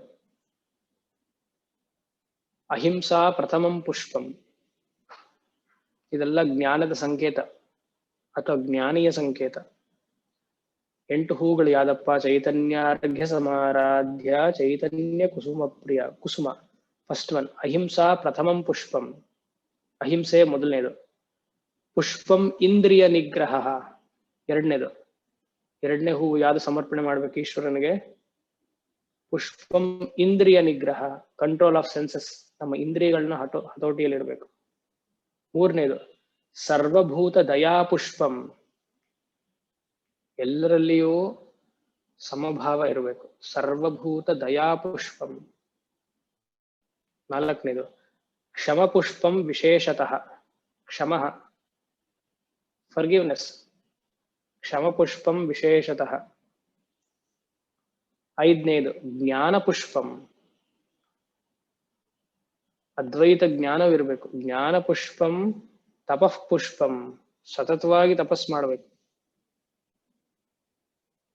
ಏಳನೇದು ಧ್ಯಾನ ಪುಷ್ಪಂ ತಥೈವಚ. ಧ್ಯಾನವನ್ನು ಮಾಡಬೇಕು. ಇದೆಲ್ಲ ಹೂವು. ಆಮೇಲೆ ಮಲ್ಲಿಗೆ, ರೋಸು ಅದೆಲ್ಲ ಆಮೇಲೆ. ಧ್ಯಾನ ಪುಷ್ಪಂ ತಥೈವಚ, ವೆರಿ ಇಂಪಾರ್ಟೆಂಟ್ ಪುಷ್ಪ, ಬಹಳ ಕಷ್ಟ. ಸತ್ಯಂ ಅಷ್ಟವಿಧಂ ಪುಷ್ಪಂ, 8ನೇದು ಸತ್ಯವನ್ನು ಹೇಳ್ಬೇಕು. ಇಲ್ಲಿವರೆಗೂ ಹೇಗೋ ಮಾಡ್ಬಿಡ್ಬೋದು, 8ನೇದು ಬಹಳ ಕಷ್ಟ. ಅದಕ್ಕೆ ಬೇಡವೇ ಬೇಡ, ಅಮ್ಮನವರೇ ಬೇಡ ಅಂತ. ಸತ್ಯವನ್ನು ಹೇಳೋದು ಬಹಳ ಕಷ್ಟ, ಸೊ ಸಾಧನೆಯೇ ಬೇಡ. ಸತ್ಯಂ ಅಷ್ಟವಿಧಂ ಪುಷ್ಪಂ ವಿಷ್ಣು ಪ್ರೀತಿಕರಂ ಭವೇತ್. ವಿಷ್ಣು ಪುರಾಣದಲ್ಲಿ ಬರ್ತಿದ್ದು ವಿಷ್ಣು ಪ್ರೀತಿಕರಂ ಭವೇತ್. ಇದೆಲ್ಲ ನಮ್ಮ ಮನಸ್ಸನ್ನ ವಿಕಾಸನೆಗೊಳಿಸ್ಬೇಕು. ಇದನ್ನೇ ಚೈತನ್ಯಾರ್ಘ್ಯ ಸಮಾರಾಧ್ಯ, ಚೈತನ್ಯ ಕುಸುಮ ಪ್ರಿಯ. ಈ ಅರ್ಘ್ಯ ಅನ್ನೋದು ವಿಚಾರ. ನೀರು ಇಲ್ಲಿ ಚೈತನ್ಯಾರ್ಘ್ಯ ಅಂದ್ರೆ ವಿಚಾರ ಮೂಲಕವಾಗಿ ಅರ್ಘ್ಯವನ್ನು ಹಾಕ್ತಿದ್ದಾಗ ಕುಸುಮ ಪ್ರಿಯ ಅರಳುತ್ತೆ, ಜ್ಞಾನವ ಅರಳಬೇಕು. ವಿಚಾರದ ಮೂಲಕ ಜ್ಞಾನ ಪ್ರಕಾಶನ ಹೊಂದಬೇಕು. ಚೈತನ್ಯಾರ್ಘ್ಯ ಸಮಾರಾಧ್ಯ ಚೈತನ್ಯ ಕುಸುಮ ಪ್ರಿಯ. ಸದೋದಿತ ಸದಾ ತುಷ್ಟ ತರುಣಾದಿತ್ಯ ಪಾಟಲ. ಸದೋದಿತ, ಸದಾ ಉದಿತ.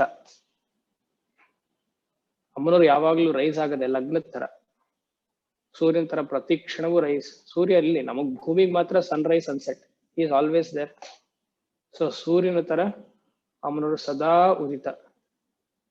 ಈ ಉದಿತ ನಾಮವನ್ನು ಹಿಂದೆ ನೋಡಿದ್ದೀವಿ, ನಾಮದಲ್ಲಿ ಬಂದಿದೆ. ಇಲ್ಲಿ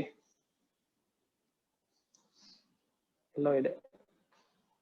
ಉದಾರ ಕೀರ್ತಿರ್ ಉತ್ತಮ ವೈಭವ ವರ್ಣರೂಪಿಣಿ, ಅಲ್ಲಿ ನೋಡಿದ್ದೀವಿ. ಉತ್ಕೃಷ್ಟ ಸ್ಥಿತಿ ರೇ ಸದೋದಿತ. ಸದಾ ತುಷ್ಟ, ಸದಾ ತುಷ್ಟ. ಉತ್ಕೃಷ್ಟ ಅಂದ್ರೆ ಪ್ರತಿಯೊಬ್ಬ ಜ್ಞಾನಿಯ ಹೃದಯದಲ್ಲಿ ಇರುವುದಕ್ಕೆ ಸದೋದಿತ. ಸದಾ ತುಷ್ಟ, ಆಲ್ವೇಸ್ ಹ್ಯಾಪಿ, ಆನಂದ ಸ್ವರೂಪ, ನಿತ್ಯ ತೃಪ್ತ, ಭಕ್ತ ನಿಯಂತ್ರಿ ನೋಡಿದ್ವಿ ಇದನ್ನ. ಸದಾ ತುಷ್ಟ ಇಸ್ ಈಕ್ವಲ್ ಟು ನಿತ್ಯ ತೃಪ್ತ. ತರುಣಾದಿತ್ಯ ಪಾಟಲ, ಪಾಟಲಿ ಕುಸುಮ ಪ್ರಿಯ.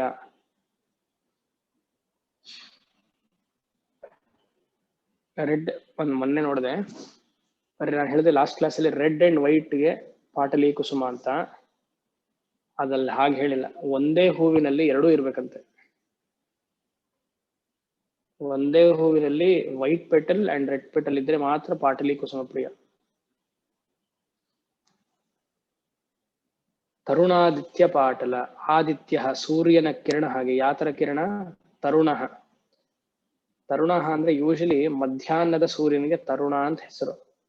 ಬಟ್ ಇಲ್ಲೆಲ್ಲ ವ್ಯಾಖ್ಯಾನ ಮಾಡಿರೋದು ಹೇಗಿದೆ ಅಂದ್ರೆ ಅರುಣೋದಯದ ಸೂರ್ಯಗೆ ತರುಣ ಅಂತ ಹೇಳಿದ್ದಾರೆ. ಸೊ ಎರಡೂ ತಗೊಳ್ಬೋದು. ತರುಣಾದಿತ್ಯ ಪಾಟಲ. ಅಮ್ಮನವರು ಗುಲಾಬಿ ಹೂ ತರ ಉದಯಿಸಿರುವ ಸೂರ್ಯದ ಬಣ್ಣದಲ್ಲಿ ಇದ್ದಾರೆ, ನೋಡಿದ್ವಿ ಇದು ಹಿಂದೆ. ಉದ್ಯದ್ಭಾನು ಸಹಸ್ರಾಬಲ್ ನಾವು ನೋಡಿದ್ವಿ. ಮುಂದೆ ದಕ್ಷಿಣಾರಾಧ್ಯ ದರಸ್ಮೇರ ಮುಖಾಂಬುಜ ಕೌಳಿನಿ ಕೇವಲಾನರ್ಘ್ಯ ಕೈವಲ್ಯ ಪದದಾಮಿನಿ. ದಕ್ಷಿಣ, ದಕ್ಷತೆ ಅಂದ್ರೆ ಅಮ್ಮನವ್ರಿಗೆ ವೆರಿ ದಕ್ಷತೆ, ವೆರಿ ಎಫಿಷಿಯಂಟ್. ಇದೊಂದು ಗುರುಗಿರ್ಬೇಕಾಗಿರುವಂತಹ ಲಕ್ಷಣ. ಒಬ್ಬ ಶಿಷ್ಯ ಗುರು ಹತ್ರ ಬರ್ತಾನೆ ಅಂದ್ರೆ ಶಿಷ್ಯನ ತೊಂದರೆಯನ್ನು ಏನು, he has to clear the doubts, problems. ಅವನೇ ಉತ್ತಮವಾದ ಶಿಷ್ಯ. ಸೊ ಅಂದ್ರೆ ಲೌಕಿಕವಾದ ತೊಂದರೆಗಳಿದ್ರೆ ಒಂದು ಗೈಡೆನ್ಸ್ ಕೊಡ್ಬೋದು. ಆಧ್ಯಾತ್ಮದಲ್ಲಿ ಅದನ್ನೆಲ್ಲ ಪ್ರಾಬ್ಲಮ್ಸ್ ನ ಕ್ಲಿಯರ್ ಮಾಡ್ಬೇಕು, ಡೌಟ್ಸ್ ನ ಕ್ಲಿಯರ್ ಮಾಡ್ಬೇಕು. ದಕ್ಷತೆ, ಎಫಿಷಿಯಂಟ್. ದಕ್ಷಿಣಾರಾಧ್ಯ. ದಕ್ಷಿಣ ಅಂದ್ರೆ ಆಲ್ ಬ್ರೇವ್ ಪೀಪಲ್. ದಕ್ಷಿಣಾಮೂರ್ತಿ. ದಕ್ಷ, ದಕ್ಷಿಣ ಅಂದ ತಕ್ಷಣ ಸೌತ್ ತಗೊಳ್ಬಾರ್ದು. ದಕ್ಷಿಣ ಅಮೂರ್ತಿ, ಅದನ್ನ ಬಿಡಿಸಿದ್ರೆ ಜ್ಞಾನಿಗಳು ಅಂತ ಅರ್ಥ. ದಕ್ಷಿಣಾರಾಧ್ಯ, ಜ್ಞಾನಿಗಳು ಅರ್ಚನೆ ಮಾಡುವವರು ಅಥವಾ ದೀಕ್ಷಿತರು, ಶ್ರೀವಿದ್ಯಾ ದೀಕ್ಷವನ್ನು ಹೊಂದುವವರು, ಇವರಿಗೆಲ್ಲ ಅದೇ ಅರ್ಥ. ದಕ್ಷಿಣಾರಾಧ್ಯ. ಸಾತ್ವಿಕ ಪದ್ಧತಿ ಉಳ್ಳವರು. ಹೇಗೆ ಗೊತ್ತಾಗುತ್ತೆ? ಸವ್ಯ ಮಾರ್ಗಸ್ಥ, ಹಿಂದೆ ನೋಡಿದ್ವಲ್ಲ, ಸಮಯಾಚಾರವನ್ನು ಉಳ್ಳುವವರು. ತರಸ್ಮೇರ ಮುಖಾಂಬುಜ, ಮುಗುಳ್ನಗೆ, ಧರಸ್ಮೇರ ಮುಖಾಂಬುಜ, ಅಂಬುಜ, ಇನ್ನ ಅರಳುತ್ತಿರುವ ಕಮಲ, ಅಂಬುಜ ಪೂರ್ತಿ ಅರಳಿಲ್ಲ, ಆ ನಗುಮುಖ. ಕೌಳಿನಿ ನೋಡಿದ್ದೀನಿ, ಸಾರಿ ನೋಡಿದೀವಿ ಎಲ್ಲಿ, ಕುಲಾಂಗನ, ಕುಲಾಂತಸ್ಥ, ಕೌಳಿನಿ, ಕುಲಯೋಗಿನಿ, ಅಲ್ಲಿ ನೋಡಿದೀವಿ ಅದನ್ನೇ, ಕೇರ್ ಆಫ್ ದಟ್.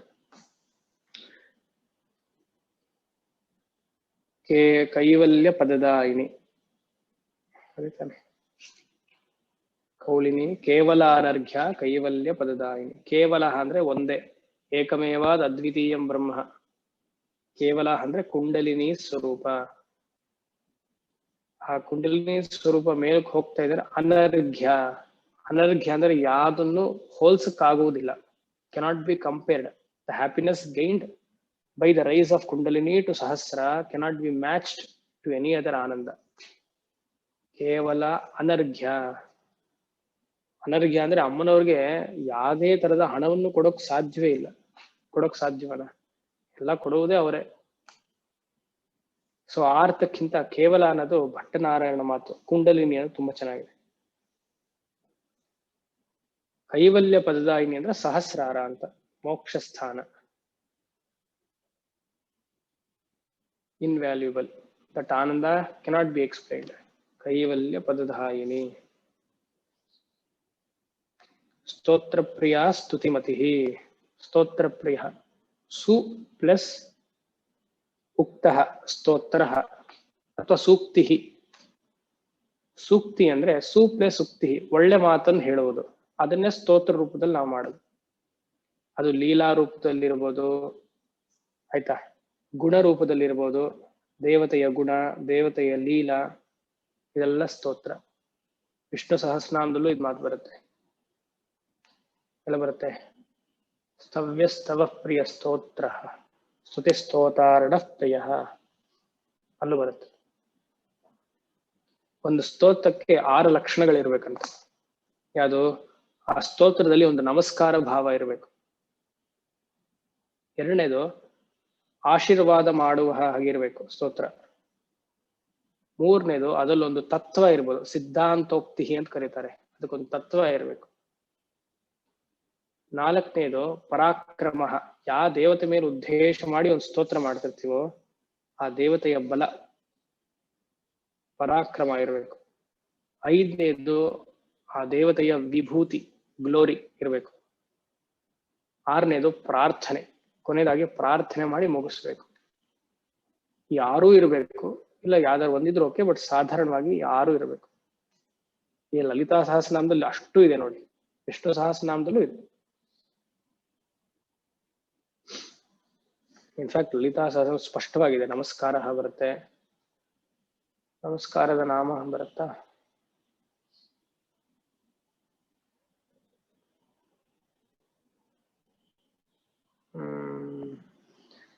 ಪರಾಕ್ರಮ ಬರುತ್ತೆ, ಸಿದ್ಧಾಂತೋಕ್ತಿ ಎಲ್ಲ ಇದೆ, ಸರ್ವೋಪನಿಷದುದ್ದುಷ್ಟ ಎಲ್ಲ ಸಿದ್ಧಾಂತೋಕ್ತಿ, ವಿಭೂತಿ ಇದೆ, ಗ್ಲೋರಿ, ಪ್ರಾರ್ಥನೆನೂ ಇದೆ. ನಮಸ್ಕಾರ ಎಲ್ಲಿದೆ ನೋಡ್ಬೇಕು.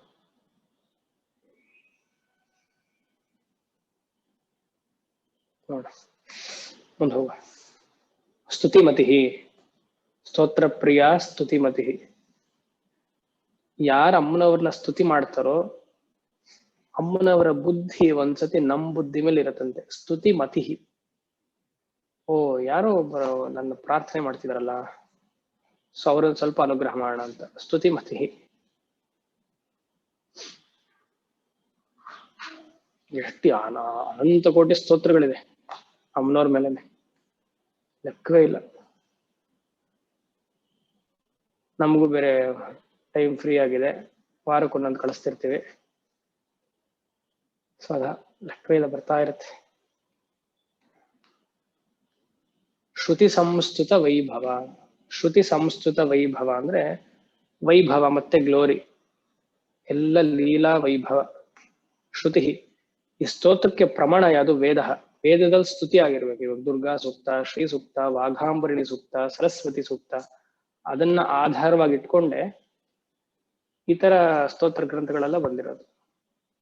ಶ್ರುತಿ ಸಂಸ್ತುತ ವೈಭವ ಅಂದ್ರೆ ಋಷಿಗಳು ಅಮ್ಮನವ್ರನ್ನ ಸ್ತುತಿ ಮಾಡಿದ್ದಾರೆ ಅಂತ. ಸಂಸ್ತುತ ತುಂಬಾ ಚೆನ್ನಾಗಿ, ಇನ್ ಅ ಗ್ರ್ಯಾಂಡ್ ಮ್ಯಾನರ್. ಮನಸ್ವಿನಿ,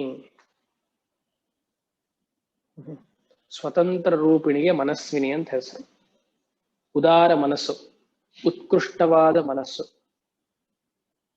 ಮನಸ್ವಿನಿ. ಶಿವನ ಸಂಕಲ್ಪವೇ ಅಮ್ಮನವರು. ಶಿವನ ಮನಸ್ಸೇನಿದೆಯಲ್ಲ ಅದರಲ್ಲಿ ಆ ಸಂಕಲ್ಪ ಬರುತ್ತಲ್ಲ, ಆ ಸಂಕಲ್ಪವೇ ಅಮ್ಮನವರು. ಆಲೋಚನ. ಅದಕ್ಕೆ ಶಿವನ ಮನಸ್ಸು ಮೇಲೆ ಧ್ಯಾನ ಮಾಡಕ್ಕೆ ಹೇಳ್ತಾರೆ. ಅಂದ್ರೆ ಏನು, ಅಮ್ಮನವರನ್ನು ಧ್ಯಾನ ಮಾಡಕ್ಕೆ ಹೇಳ್ತಾರೆ. ಅಮ್ಮನವರನ್ನು ಧ್ಯಾನ ಮಾಡಿದ ತಕ್ಷಣ ಶಿವನ ಮನಸ್ಸೇ ಅಲ್ವಾ, ಸೊ ಶಿವನ ಹಿಡ್ಕೊಂಡ ಹಾಗೆ. ತನ್ಮೇ ಮನಃ ಶಿವ ಸಂಕಲ್ಪಮಸ್ತು. ಮನಸ್ವಿನಿ ಅಂದ್ರೆ ಅಮ್ಮನವ್ರ ಮನಸ್ಸು ಅಂದ್ರೆ ಶಿವನ ಸಂಕಲ್ಪ ಮತ್ತೆ ನಮ್ಮ ಸಂಕಲ್ಪ ಒಂದಾಗ್ಬೇಕು. ಎರಡೆರಡು ಮನಸ್ಸು ಸೇರ್ಬೇಕು. ನಮ್ದು ದೇವ್ರದು, ನಮ್ದು ಇನ್ನೊಬ್ರದಲ್ಲ. ಈ ನಮ್ಮಿಬ್ರು ಮನಸ್ಸು ಸೇರ್ತು, ಅದಕ್ಕೆ ಮದ್ವೆ ಆದ್ವಿ ಅಂತ. ಅದೇ ಇನ್ನು ಸ್ವಲ್ಪ ದಿವಸಕ್ಕೆ ಬೀಳತ್ತದ. ಹಾಗಲ್ಲ, ನಮ್ಮ ಮನಸ್ಸು ಶಿವನ ಮನಸ್ಸು ಸೇರಿರ್ಬೇಕು, ಅದು ಶಾಶ್ವತವಾಗಿರುತ್ತೆ. ತನ್ಮೇ ಮನಃ ಶಿವ ಸಂಕಲ್ಪಮಸ್ತು. ಮನಸ್ವಿನಿ. ಮಾನವತಿ. ಮಾನವತಿ ಅಂದ್ರೆ ಸುಮಂಗಲಿ, ಮರ್ಯಾದಾ ಸ್ತ್ರೀ. ಒಂದು ಹೆಣ್ಣ ನೋಡಿದ್ರೆ ಗೌರವ ಬರಬೇಕು, ಅದಕ್ಕೆ ಮಾನವತಿ ಅಂತ ಹೇಳೋದು. ಆ ರೀತಿಯಲ್ಲಿ ಇದ್ರೆ ಮನಃ ಚಿತ್ತ ಉನ್ನತಿ ಮಾನವತಿ, ಇದು ನಿರ್ವಚನ. ಉತ್ಕೃಷ್ಟವಾದ ಸ್ಥಿತಿ, ಆಲ್ ಧಾರ್ಮಿಕವಾಗಿರುವ ವ್ಯಾಲ್ಯೂಸ್ ಇರಬೇಕು ಸುಮಂಗಲಿಗೆ, ಅದಕ್ಕೆ ಮಾನವತಿ. ಉತ್ಕೃಷ್ಟವಾದ ಮನಸ್ಸು ಅಂದ್ರೆ ಹೈ ಥಿಂಕಿಂಗ್ ಅಂತಾರಲ್ಲ ಅದು. ಮಹೇಶಿ, ಇದನ್ನ ನೋಡಿದೀವಿ ಸುಮಾರು ಸತಿ. ಮಹೇಶ್ವರಿ ಅರ್ಲಿಯರ್ ನಾಮದಲ್ಲಿ ನೋಡಿದೀವಿ. ಮಹೇಶಿ, ಈಶ್ವರ ಮಹೇಶ, ಈಶ್ವರಿ ಮಹೇಶಿ, ಹಳೆ ನಾಮವನ್ನ ನೋಡಿ. ಮಂಗಳಾಕೃತಿ. ಮಂಗಳ ಆಕೃತಿ, ಅಮ್ಮನವರ ಕೃತಿ ಸಗುಣ ಧ್ಯಾನ. The form is very auspicious ಅಂತ ಹೇಳ್ತೀವಲ್ಲ ಹಾಗೆ. ಆ ಧ್ಯಾನದಿಂದ, ಸಗುಣ ಧ್ಯಾನದಿಂದ ನಮಗೆ ಆ ಮಂತ್ರವ, ಆ ಧ್ಯಾನ ಸಿದ್ಧಿ ಆದ್ರೆ ಅದರಿಂದ ಮಾಡುವ ಕ್ರಿಯೆಗಳೆಲ್ಲ ಯಶಸ್ಸೆ. ಮಂಗಳಾಕೃತಿ. ಅಮ್ಮನವ್ರ ವಿಗ್ರಹವನ್ನು ನೋಡ್ತಾ ಇರಿ, ನೋಡ್ತಾನೇ ಇರ್ಬೇಕು ಅನ್ಸುತ್ತೆ ಹಾಗೆ.